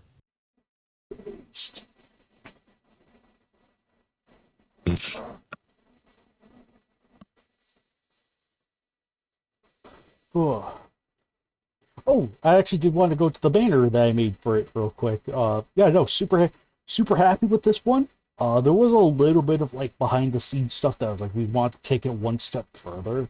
But GVR, like, it was a recommendation that I did take seriously, and ultimately the idea was scrapped. But kind of the idea that we had in mind was sort of like, there would be other images, sort of like other banners sprinkled throughout. So, like, one that showed off more like the individual monster fights, and then one that kind of showed off much more like other sort of like fun character stuff. While that wasn't necessarily like, while that was a conceptually really nice idea, that would kind of like, especially if we were like requesting banners up the butt, that would kind of give us a lot more work to do. So there was ultimately petition to kind of have that element scrapped. Like, that's kind of a shame, but it was understandable because it's like, main TWC banners are sort of like, we create them for people kind of thing. So we can't always take the demands of every person, or even if the person has their own banner, can't guarantee that's always going to be good. So there are always going to be things where it's like, unfortunately, at least in the KWC's context, that's just something that was like, it was ultimately best not to include for right now. But that was something that we had in mind, to just push the boundary even more with this match. But it was like, yeah, understandable. But yeah, no, I still had a lot of fun making this banner too, though. It was like trying to keep it somewhat I didn't add the typical typical stuff, but I feel like it still works.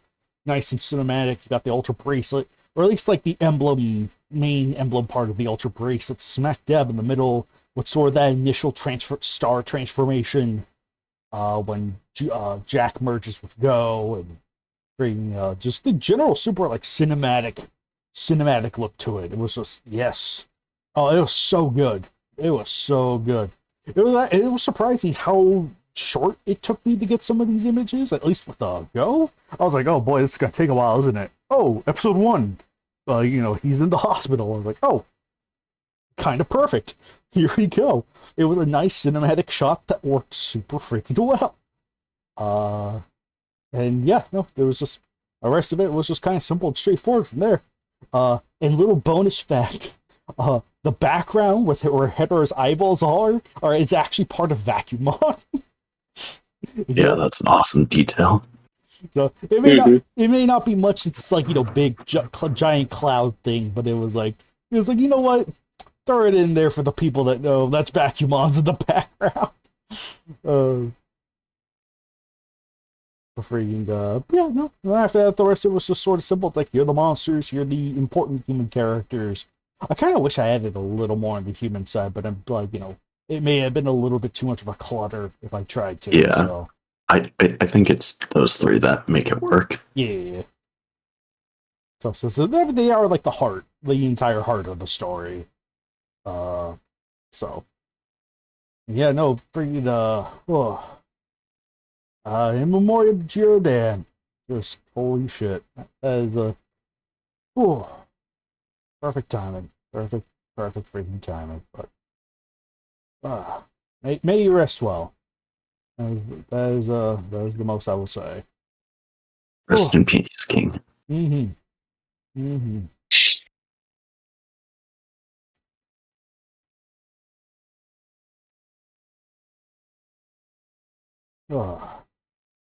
But Goda, did you have anything else to elaborate on real quick? Not really much more. Okay. I'll read the comments real quick, and then I'll let Alex go over the match. Kaiju Fan Forever says, what a gargantuan match. This was so good. I adored the personality of all the characters. Fun fact, I missed Behemoth on the first time seeing the banner. Don't know how, but I did. Can't wait for more matches with Jack and Gudon. A loving tribute to the actor of Go. Godzilla Fan 8889 says, I sporadically read segments of it, but haven't watched the watched the Return of Ultraman, but I can tell this is a masterpiece. I pretty much got gist, and I don't know if I'm fully ready to dive into such an emotionally heavy match. Not that that's a bad thing for the match itself, but yeah, that's understandable. Sometimes it takes a little bit of prep time to go into something that has a lot of heavy emotional elements. But that's understandable. This was good, real good, especially with how the characters and the struggles are portrayed. I was getting emotional at times too. Well done, Alex. Well done. Gojira41MK11 says, there's really nothing I could add that hasn't already been said about this match. It's great. But the one thing I really want to say is I really like the line, Jack has something the others do not have, willpower. Nice way to tie into Jack's unique willpower-based transformation. And from the YouTube side. Okay, no, that was my gut. Okay. Justice Strip Matters. Justice Strip Matters is also known as the best match of the year unless an unnaturally stellar match comes along later this year. Which, to be fair, there are 6 more months left, so we'll just have to see if something shows. I mean, I don't know. We'll see. Just depends on how you feel. And I do mean unnatural. It's going to be hard to top this masterpiece. And then he continues on to say, the return of a good man stands as yet another example of how matches with little kaiju action and a lot of dialogue and character drama can be the best KWC matches out there. And then Maguma says, wait, why did this match almost get skipped? Well, anyway, Banger really hyped to take on all of the Ultra Bros. So, which, yeah, no, that was also something we had announced on the forums too. We are going to be bringing in the 6 Ultra Brothers. So, along with Taro, we got Jack, and we're bringing in Ace and Zoffy into the fold as well. So, yeehaw.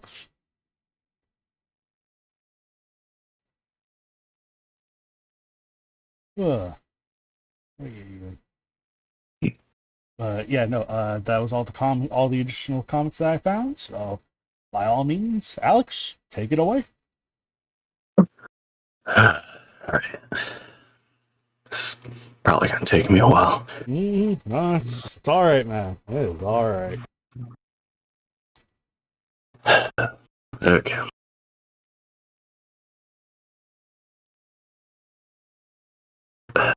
Portion of this story is dedicated to giving Hideki and Jack closure to their respective shows, as opposed to them abruptly leaving at the end, which is something the latter has done twice now, and Hideki leaving the people he loved behind, especially Jiro in the care of a neighbor he didn't really know.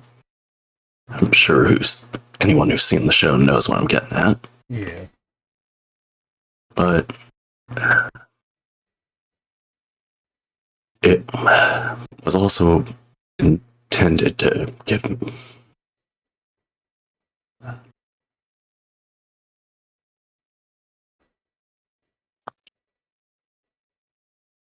give me some closure.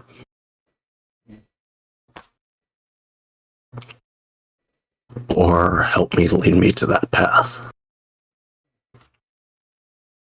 God damn. Holy shit.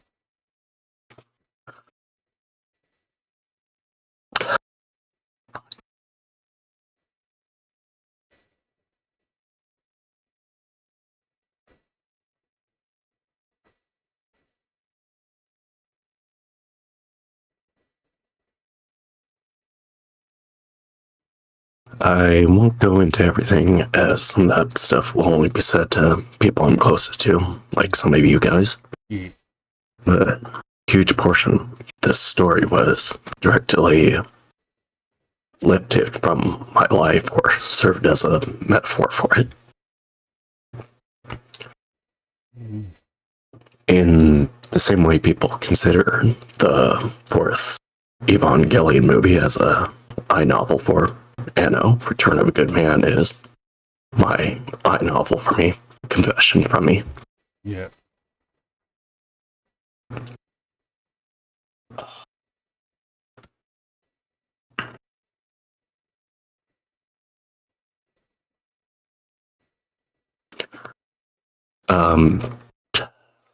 Chapter 1 was highly inspired by, actually, Joe and I when we were kids, with Joe being the inspiration for Beth.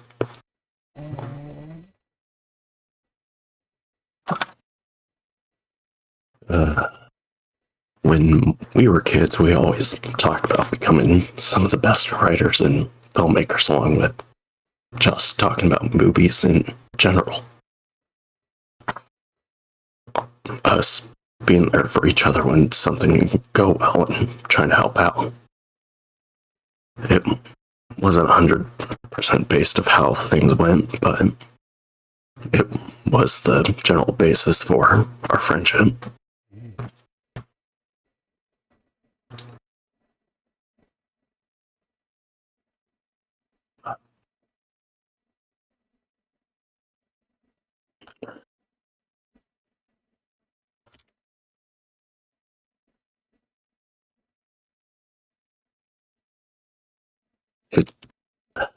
Hideki's self-loathing, depression, and general behavior corresponds to how I was a lot in my life. Same goes with Jack wanting to be the hero, be a leader, and someone who could do good to justify, not to everyone, but to do it for himself, to justify his reason for existing.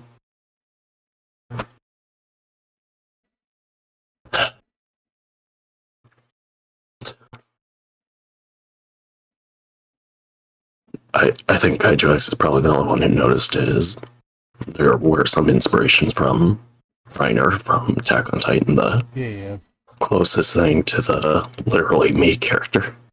All right.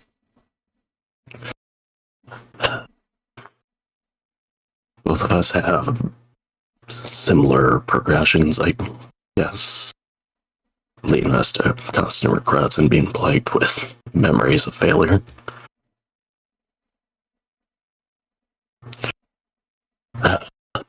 Goddamn.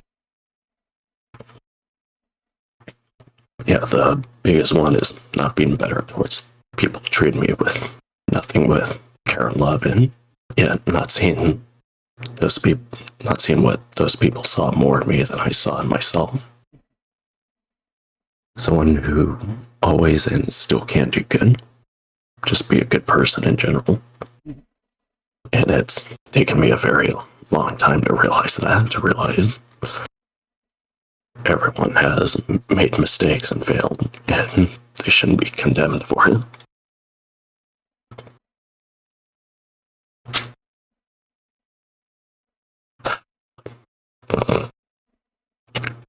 My biggest source of that is Jack's failure against the Deathla fight, which is a metaphor for COVID and how it affected my life.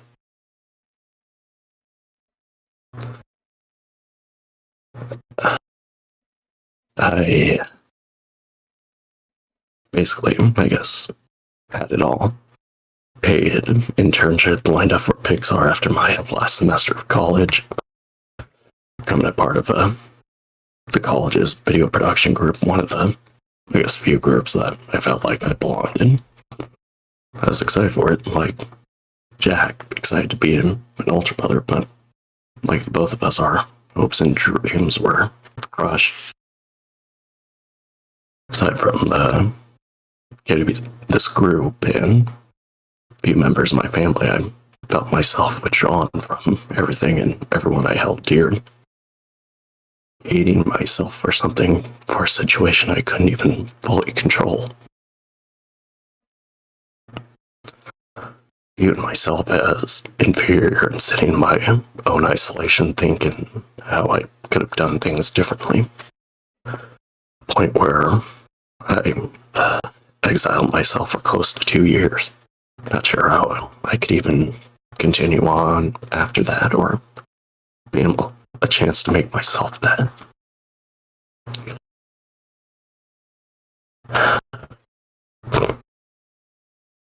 Yeah, no matter how many times I thought about it, it was never coming back. It wasn't going to offer me a second chance. I was alone with every memory, every failure before it, coming to haunt me, devastating me, breaking me more than I thought it was possible. And yet, like Hideki and Jack, I never talked about it. Kept it bottled in when I know, or now know, everyone I held dear would have listened.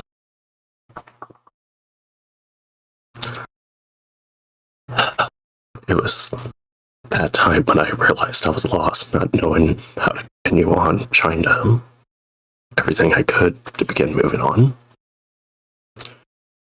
Later on, it was a show that I started watching called Return of Ultraman, and seeing how Deki functioned and his arc that led me to that path. My path to recovery.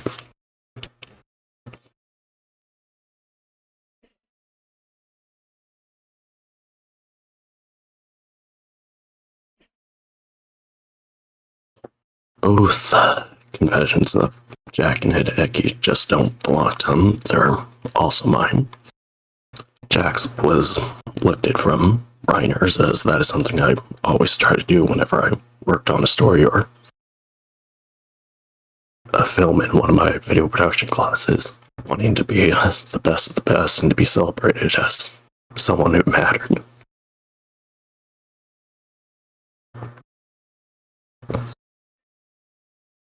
even flashing forward to Jack's realization now he wasn't like the other Ultra Brothers. Realizing I wasn't a leader, that was something I was terrible at. Caused a lot of things to go wrong, and realizing that now, that's okay. That's not who I am, nor who I want to be now.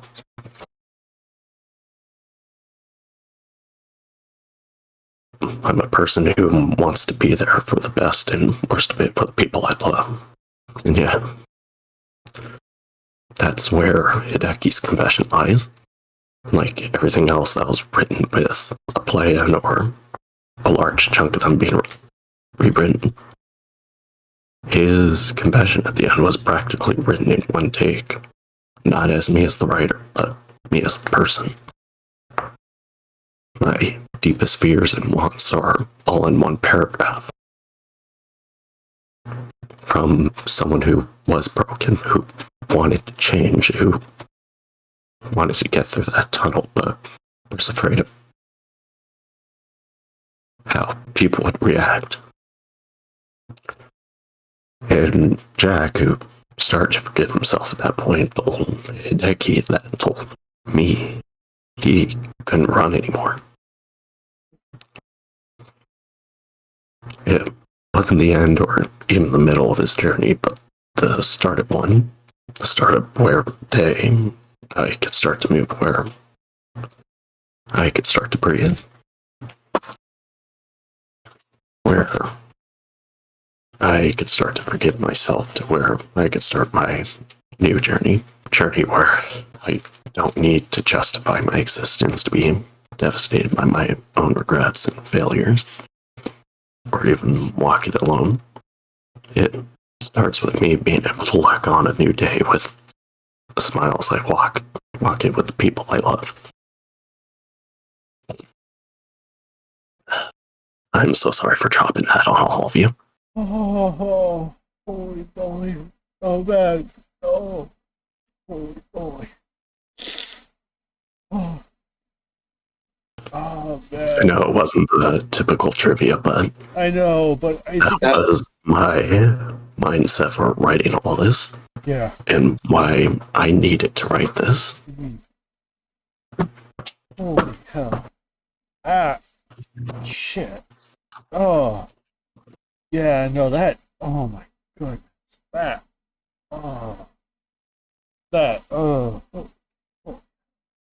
That was beautiful. Mm.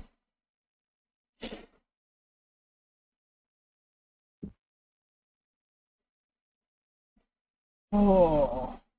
Oh, because it's like, it's always, you always know when something made is with a certain passion.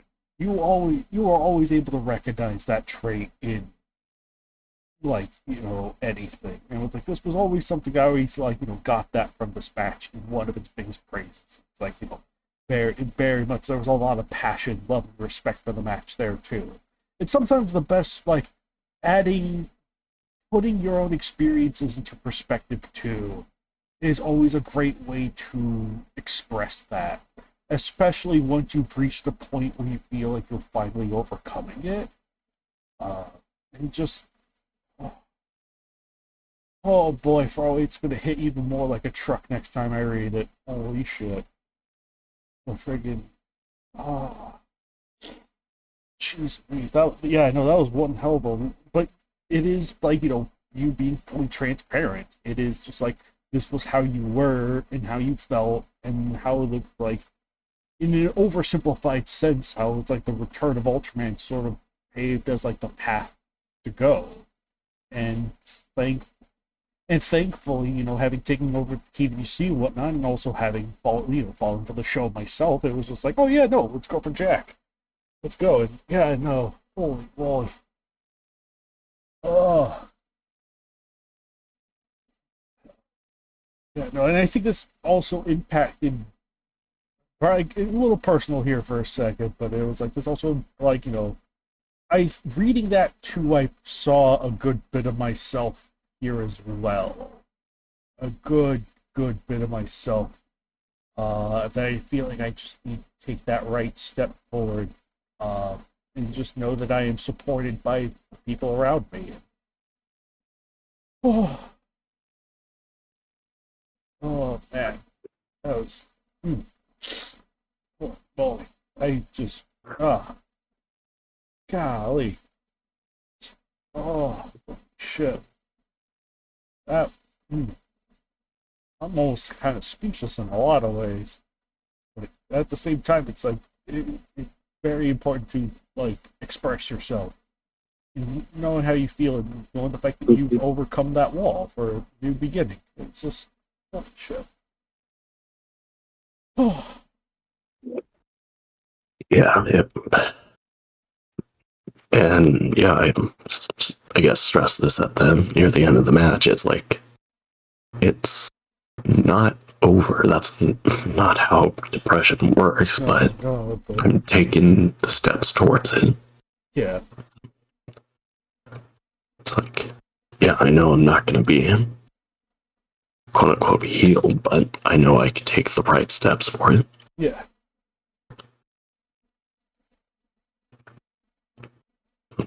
Yeah, that's what I guess for those who've seen it before, like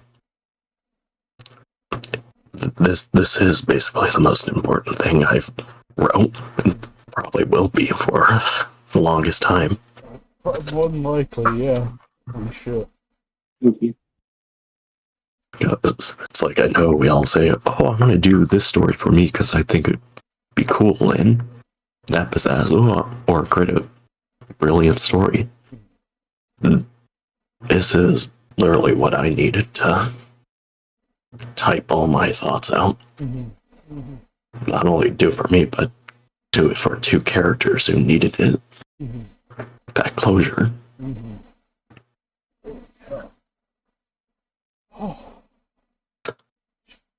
Yeah, it's, I guess, not the usual trivia that all the other matches today got, but as already gave out the usual trivia on the forums. Yeah, like all the additional stuff you can find on, like, the KDBC trivia, like, thread on the forums. So it's like if you want any additional stuff there, but it's like, yeah, no, that was. Yeah, it's like I did in the story. I needed to open up, something I rarely do.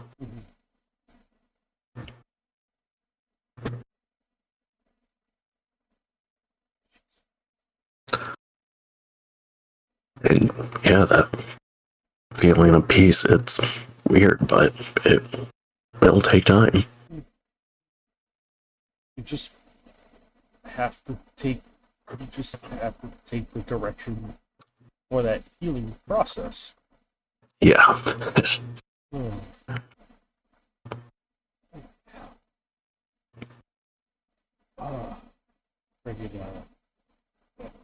I really hope I didn't bum anyone out or upset anyone. No, you're good, man. You're good. To quote Joshua Strip No, you're great. Yeah, no. Joshua Strip Matter says no apologies in any way required. So, likewise, the Michael Jackson Helm says this match is the gold standard of how to do heavy character-driven story. It's dark, but not too heavy to the point of being unreadable. The Kaiju action may not be center stage, but it's still great. Holy moly, that was.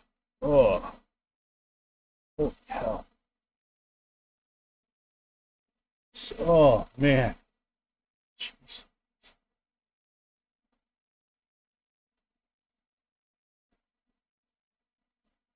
Thank you. All of you. Thank you, man.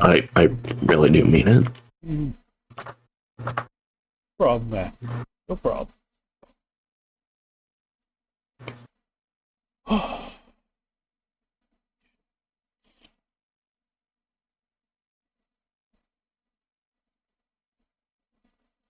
Oh. Jeez.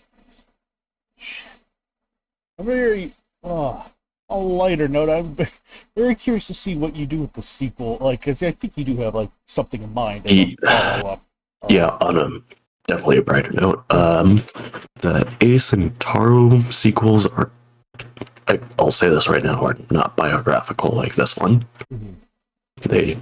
Those two matches do not reflect how I'm feeling. This one was purely for me, Ace and Taro, because originally this was just going to be a complete standalone match, no sequels, no nothing. But I enjoyed developing the characters for Ace and Taro that I wanted to give them their own matches in this continuity. Hey, that's awesome. No, and I'm super looking forward to that too. Because like, yeah, how do they? Plus, with also acting as sort of like a branch off to the Return of Ultraman, it's going to be kind of interesting. It will be kind of interesting to see how it's like, how what changes from the original, and how that carries over into sort of like the next series in a sense. Yeah. Well, I think I could say Ace and Taro still take place like the same time as their shows, but Yeah. think of it as the rebuild of Eva Films' approach, where the general events will still be there. It's just different things change the story around. Okay. Okay. I see. I get you, man. I get you. Awesome. Oh. Speaking of rebuild, I think you may know this in your trivia, but I do believe that Chapter 11's title is an Ava reference, with just sort of It is. the parentheses. That's awesome. One last act of kindness, which is, oh, holy shit.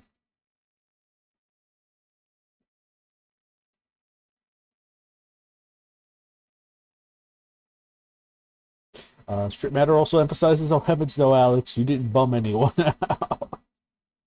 Thank you.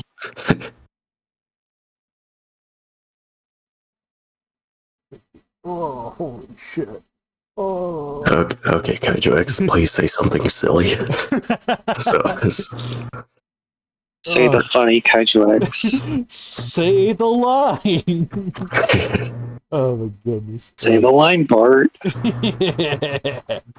But yeah, no. Oh, whatchamacallit though. Oh, man. Let's see. Oh gosh, darn it! Dang it! I deleted the Mr. Beast images because I thought I had to make room for it. Wait, hold on. I was able to insert things earlier. Hold on. Hey guys, so will this actually work now? Oh gosh, freaking darn it. Maybe not. Let's try this.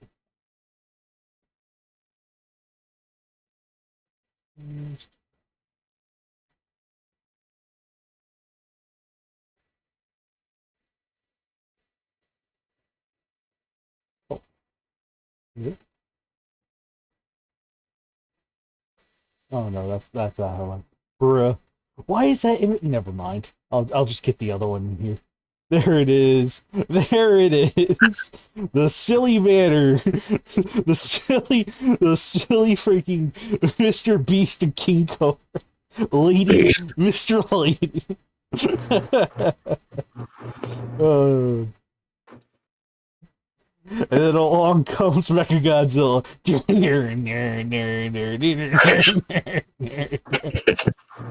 Oh shit. Doom Slayer Mechagodzilla. That's gonna be a new thing.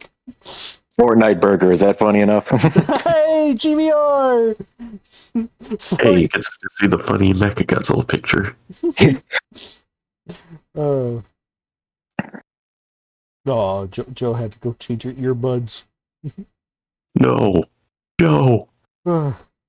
GVR, do you want me to read your praises for the match in the Discord? Sure.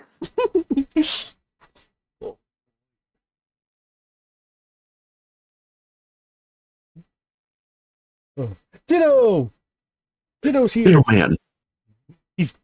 He's back from the terror that is known as the Flash. Oh, okay. At least you got to see a baby microwaved.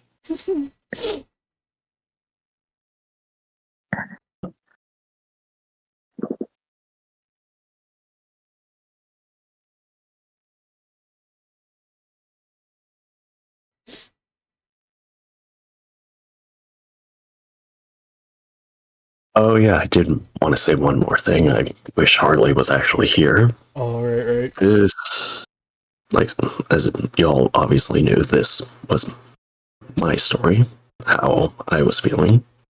Yeah. Dealing with all the things. Mhm. Harley mentioned about wanting to do an Ultraman story that I remember her telling me that story, and it not only sounded great because it came from Harley, but the way she was describing it, it's like, you need to tell this story. This isn't just any story. This is your story. Yeah. What you're going through. Mhm.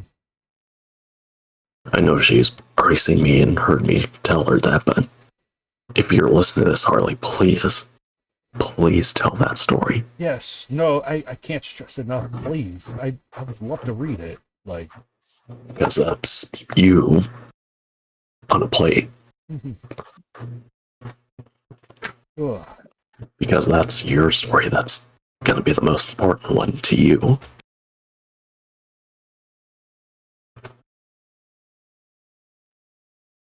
Ugh.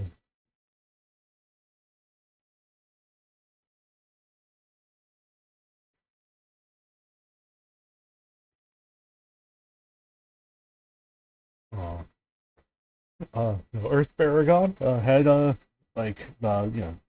Paragon says in our Discord, I just woke up and jumped in the middle of the author pouring his thoughts and feelings about the journey to the match, and I really don't think I have any other words to say that has not been said about the match itself or the impact it had on its author. I'm always happy to see creative projects, whether it be art, writing, or anything else, really help people find out things about themselves and help them along their way with the journey that they take in life. The story was immense, well written, and felt like a true journey. I am glad that it was created for both the character as well as the creator of the story. Whew. Thank you, Bang. Hey, awesome.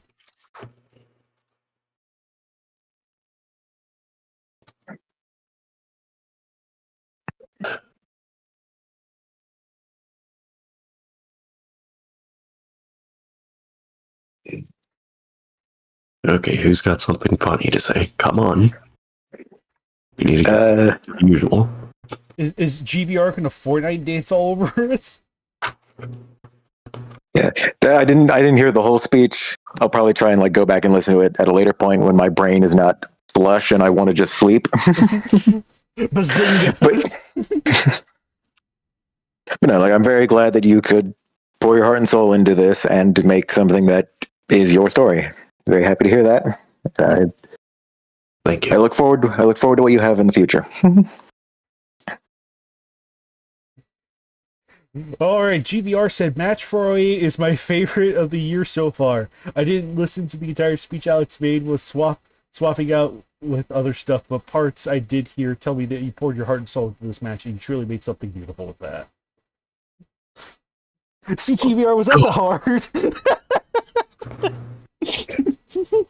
Okay, Oh, I might as well just rattle off my thoughts on the other matches real quick. Oh, since I'm yeah, here. starting from 406, 407, 409 as well. Okay, yes, yeah. Mount Lady vs. King Cobra. I enjoy it. Pretty fun. Don't have a whole lot to say about it other than just like it's a solid debut. Mountain Lady, always good to see new combatants that are unique. I recently, it was like a few months ago. Was it a few months ago? I watched through all of My Hero Academia. It's pretty good. Made the match better to see it like that. Mhm. And yeah, good. King Cobra's also always appreciated. Let's go. I feel like he's one of the better GTS monsters. Yeah, no, and I had mentioned this way earlier too, and I'm not sure. You'll probably find it when you go back. So this bit of repeat. But I don't care. You're here right now. But for yeah, no, it was like a natural like detail that I keep forgetting about. Yeah, King Cobra is native to Japan. Yeah. I was like, oh, that's cool. So base choice anyway. Okay. Yeah. Next one. Match 407, which was Bagora versus Ultra 7. Yeah. I really like this one. Obviously, it's a bit of a breather in Bacon's series, but he doesn't make it boring. Right. Pretty much enjoy. I think my favorite part of the match might be like the very start when like Father Vulture is like rattling off commands and like talking to them, Yeah. the Yeah. Ultra Brothers. Mhm. Yeah, not that Ultra 7 versus Bagor itself, the fight's bad or anything. No, it's great. I always enjoy matches that are all aerial. I can't write them for shit, but I like it when people do it, when other people do it. Right. You have to copy their notes. And it's like, I also love just like the aspect of them pretty much hurtling toward the ground as they fight. That was awesome. hey. Daigo's corpse being in space was really funny.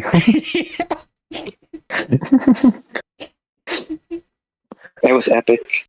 It was based. Mhm. It did bring me great joy that Monster X literally punted another monster into the atmosphere. And that be carried over into the next match. It's great. Yeah. It took me a second when I was reading this to edit it. Like, I was like, wait, what monster's in space? Is that like Orochi or something? Because like a frozen Orochi. And then it was like, oh, right. Monster X's forward smash.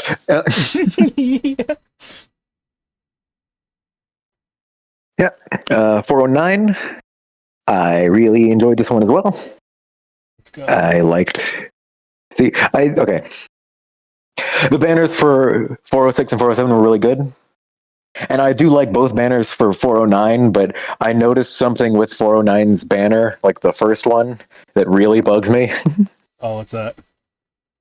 You can still see part of the background Tiamat was taken from on her, Oh, like really? between like her back things and like her whiskers. Oh. Like you see blue just in. That's just details. Oh, okay, I see what you. You know what? It doesn't. It like I can see it now. At the same time, though, it like because the background's somewhat dark, it's not like super obvious. I'm in graphic design classes, so my brain is like I know. wired to look at this stuff. Like, yeah, no, I got you, man. I got you. I mean, to be fair, I should have noticed that from the start too, because I had that like very similar.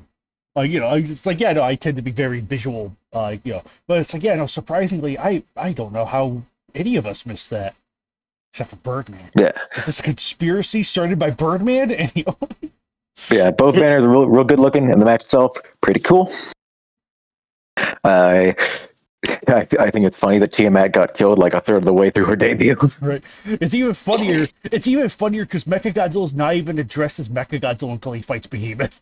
Hey, that's how debuts be. You gotta lose. I mean, I had Rayquaza blow up in his, so I guess that's right. Look, thank you. Inspired by wrestling, that shouldn't count. Yeah.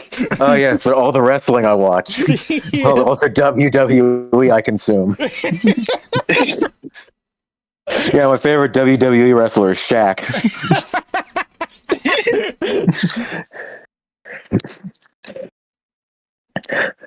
Anyway, this match used Tiamat well enough. Like, she doesn't get a whole lot of screen time, but that's just because of like the nature of the thing. But I think she was used well enough in her short screen time, and that's really the thing I think debuts should focus on, is just like making sure that the monster is like put across well, regardless of their ultimate fate. Yeah.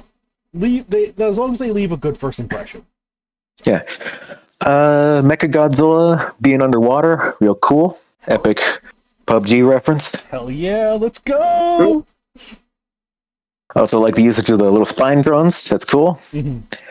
Overall, I think this is a great depiction of like an alternate scenario where Mechagodzilla won in Hong Kong. Mhm. Where Bernie didn't bring his alcohol.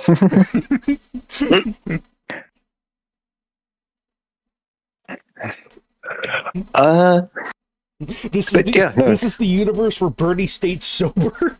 Yes. Let that be a lesson, kids. Be an alcoholic.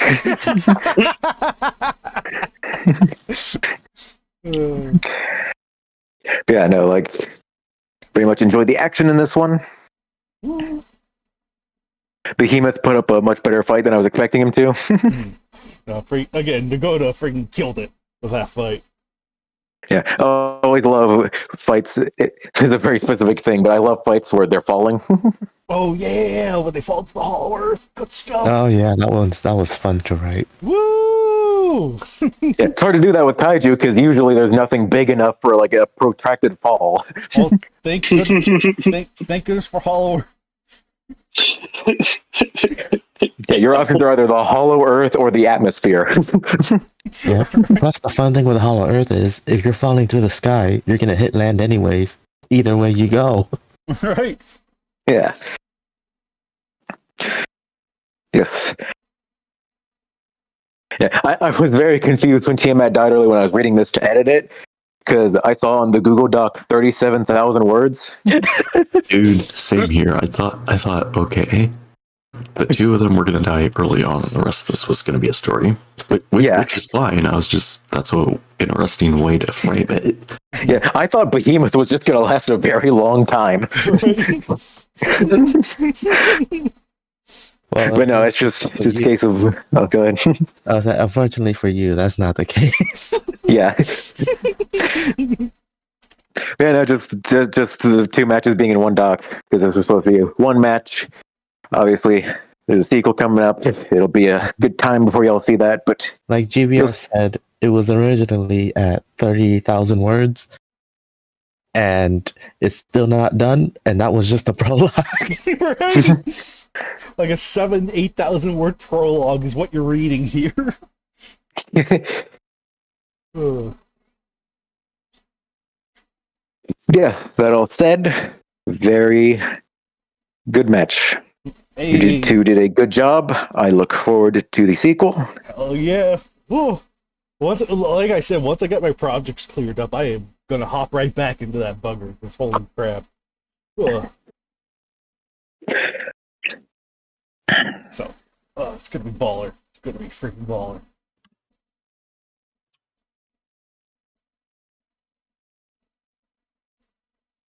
Ugh.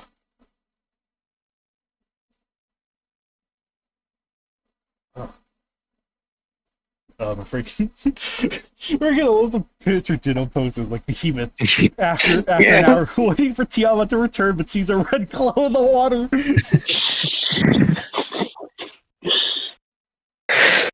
Yeah. It's just freaking hang on a second. It's freaking this face. Yeah. Manny the Mammoth. Yeah. I always appreciate when matches make the villain monster very intimidating, when like their very presence is a menace. Oh, yeah. Kaiju X, put that picture back and put it on Behemoth's face. Okay.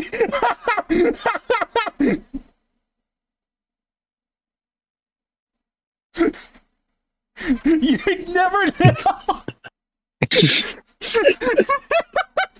I'm just keeping that there now.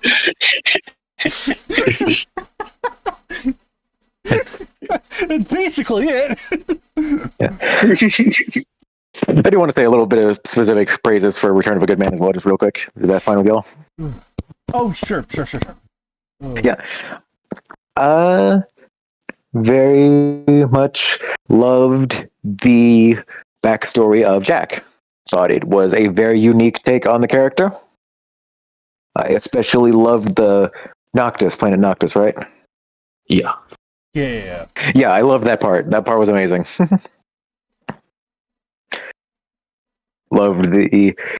I loved how that sort of played along with like Godzilla vs. Hedorah happened off screen alongside Return of Ultraman. Yeah. That was very well handled. Mhm.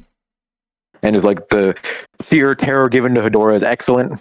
He's not even a combatant in the match, but he is practically. Yeah.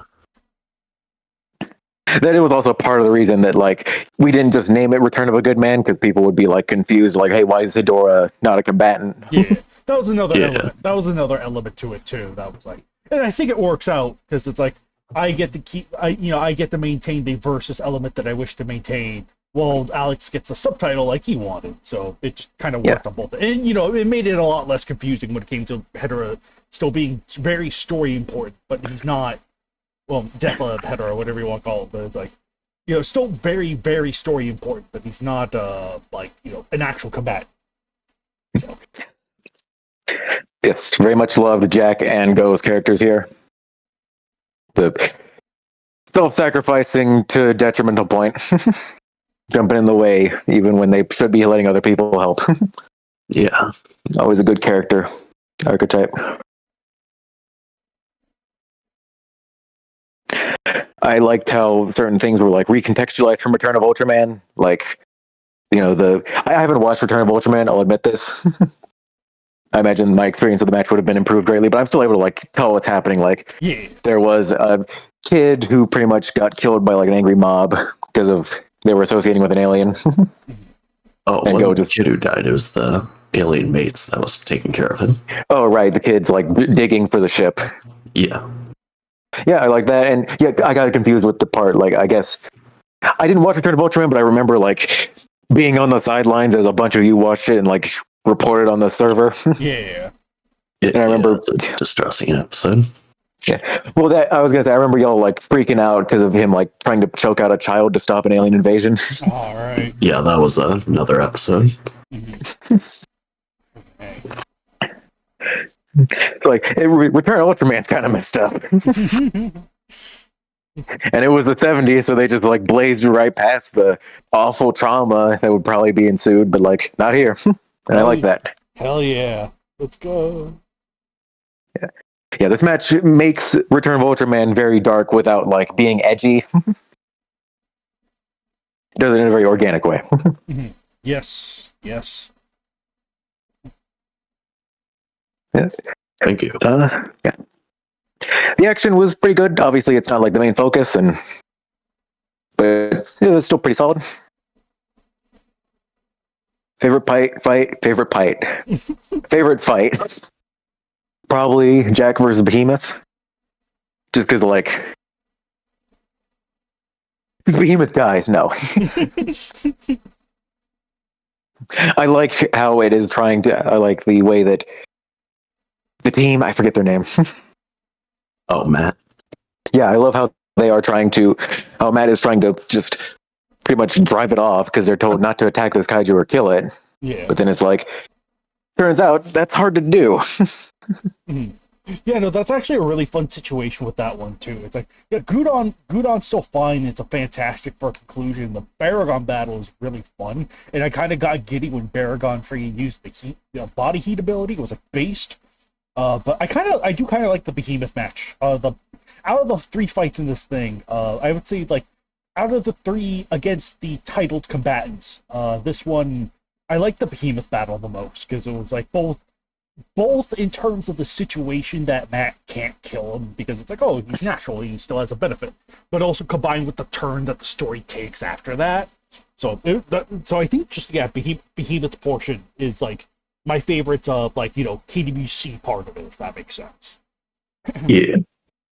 So Yes. because yeah, no, obviously there's still the fantastic deathless scene and whatnot, but for you to out of the stuff when you're getting your money's worth with the title of Jack versus Baragon versus Behemoth and Gudon, the Behemoth portion I think is my personal recommendation. Yeah, I just feel like saying that because, like, obviously Alex in all his matches very much focuses on like character and story over monster action, but it's still part of the story, and I just wanted to say you did a good job with it. Hell yeah! Thank you.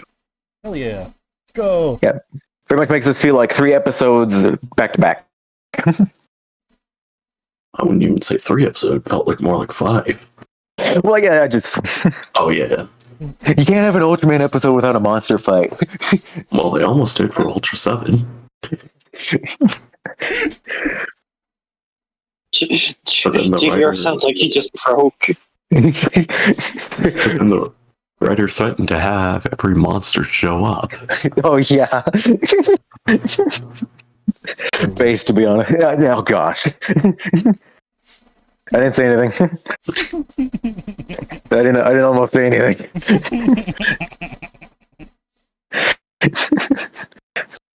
Oh, shit.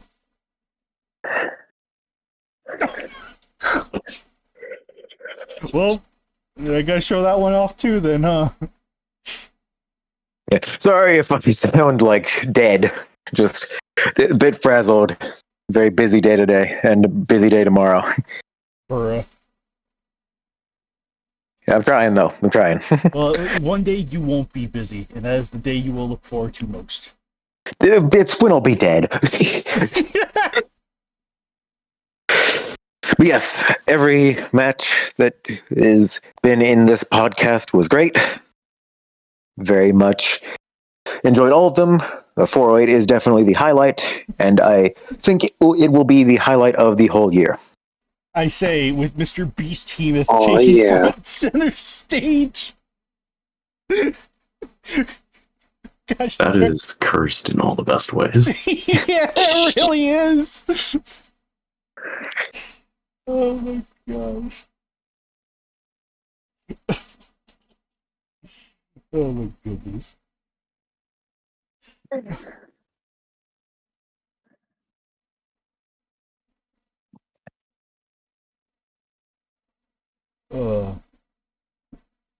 Uh, Maguma says, Hey, I saw that GBR. I know, wrong chat. I'm dumb. Bruh. GPR.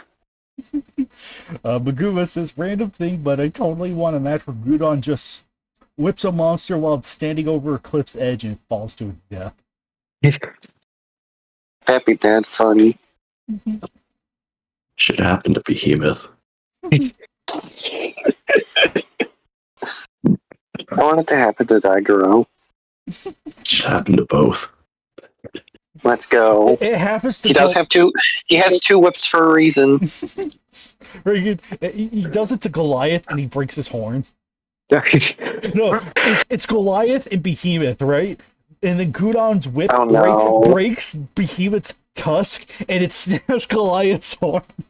And they both fall over a giant cliff and die. I swear, the whole Behemoth Tusk things, the three of us never planned that. No. We just did that independent of each other. Actually, Return of a Good Man was supposed to be 407, but my internet crapped out for a few days. That's why it got switched around with the Ultra 7 match. Yeah. We don't plan these things, but we have a hive mind, is the thing. The ultimate hive mind. And also, to be fair, the one fight we've seen Behemoth had, he got his tusk broken immediately. Oh yeah. Alrighty. Anyway, Ugh. is there anything else to cover for this here podcast, or are we done? We're probably done because we covered everything last time. Yeah, all the other stuff is covered. Well, the next. There's one more thing. Oh, right. GPR. But Have you seen Transformers: Rise of the Beast? no. Oh, you should. Oh, never mind. Yeah, you should. I mean, I'll probably watch it eventually. You sat through Bayformers, you have to sit through Rise of the Beast in theaters. I'll watch it after I watch Bumblebee sometime before the end of time. Yeah, the two good Transformers movies. Live action Transformers. Yeah, live action. Just to make sure, Rise of Beast is a sequel to Bumblebee, if I'm not mistaken. Yes. Yeah. Okay. It's a sequel. Okay. And Bumblebee is a reboot. Right. Yeah. Okay. Bumblebee's the reboot. Okay. Sweet. Got it. They're not connected to Bayformers. Right. I think Bumblebee just has a tiny smidge of Bayformer elements, but it's ultimately its own thing. Yeah, it just has Sector 7, Bumblebee losing his voice in a completely different way. And that's pretty much it. Okay. And possibly Megatron being frozen. They haven't fully committed to that one yet. Because that was supposed to be one of the post-credit scenes for Bumblebee. Oh, really? Yeah. Mm-hmm.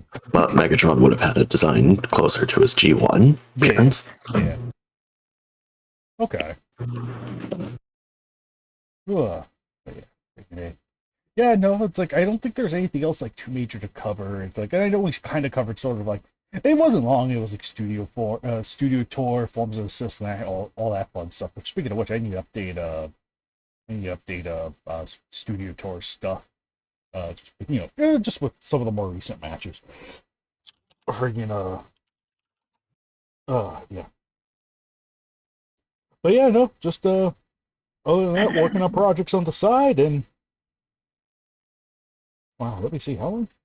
Oh wow, 2.5 hours. That's actually a lot better than I thought. Oh crap. But nevertheless, though, Rise of the Mr. Peace.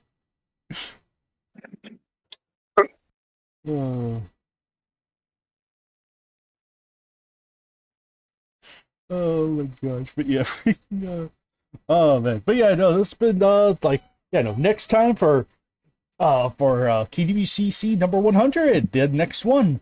I'm probably gonna save that for when the KWCE number 100 drops. So, however, It's at the end of the month. okay, so it's still slated for that. All right, Yes. yeah, probably. KWCC number 100. We read both 100 matches at the same time. No. Oh, gosh. But freaking whatchamacallit. No, we read every 100th match at the same time, almost like what Red Letter Media did with the first 3 Bayformer movies. Oh no!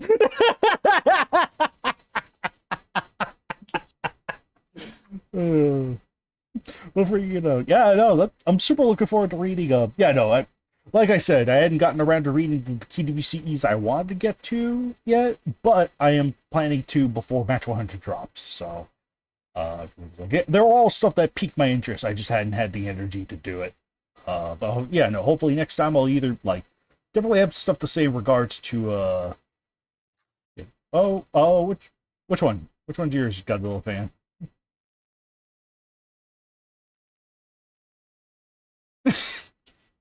Oh, Sarah Hand versus Jotnar. Oh, sure. I'll try and give that a read too. I don't think It's a good one. Yeah. Space G and destroy a Tashka. Y'all ain't ready for KWCE 100. I can tell you that right now. Right.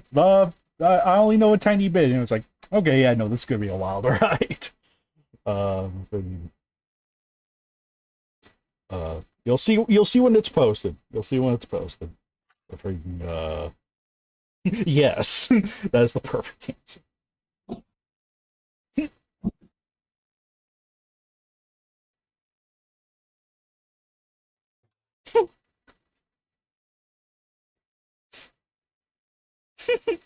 Can't wait for TVCE 100 to include a scene where the god of gaming meets the god of mobile gaming. Oh my gosh. But yeah, no. Other than that, though, that's been pretty much it for this month's KWCC. It's 100's going to be dropping by the end of this month. I'm probably going to have, just to make sure we have some KWCs to cover, I'm probably going to do the next one like at the end of next month, hopefully. So that's just kind of a rough projection, depending on. Oh yeah. Yeah, that sounds like a good idea. Yeah, like roughly around the end of the month, give or take. So. But yeah, no. Anyway, this has been this month's KWCC, and we'll see you guys next time for the 100th entry. Until then, everyone. See you. Bye, my Transformers fans. Bye.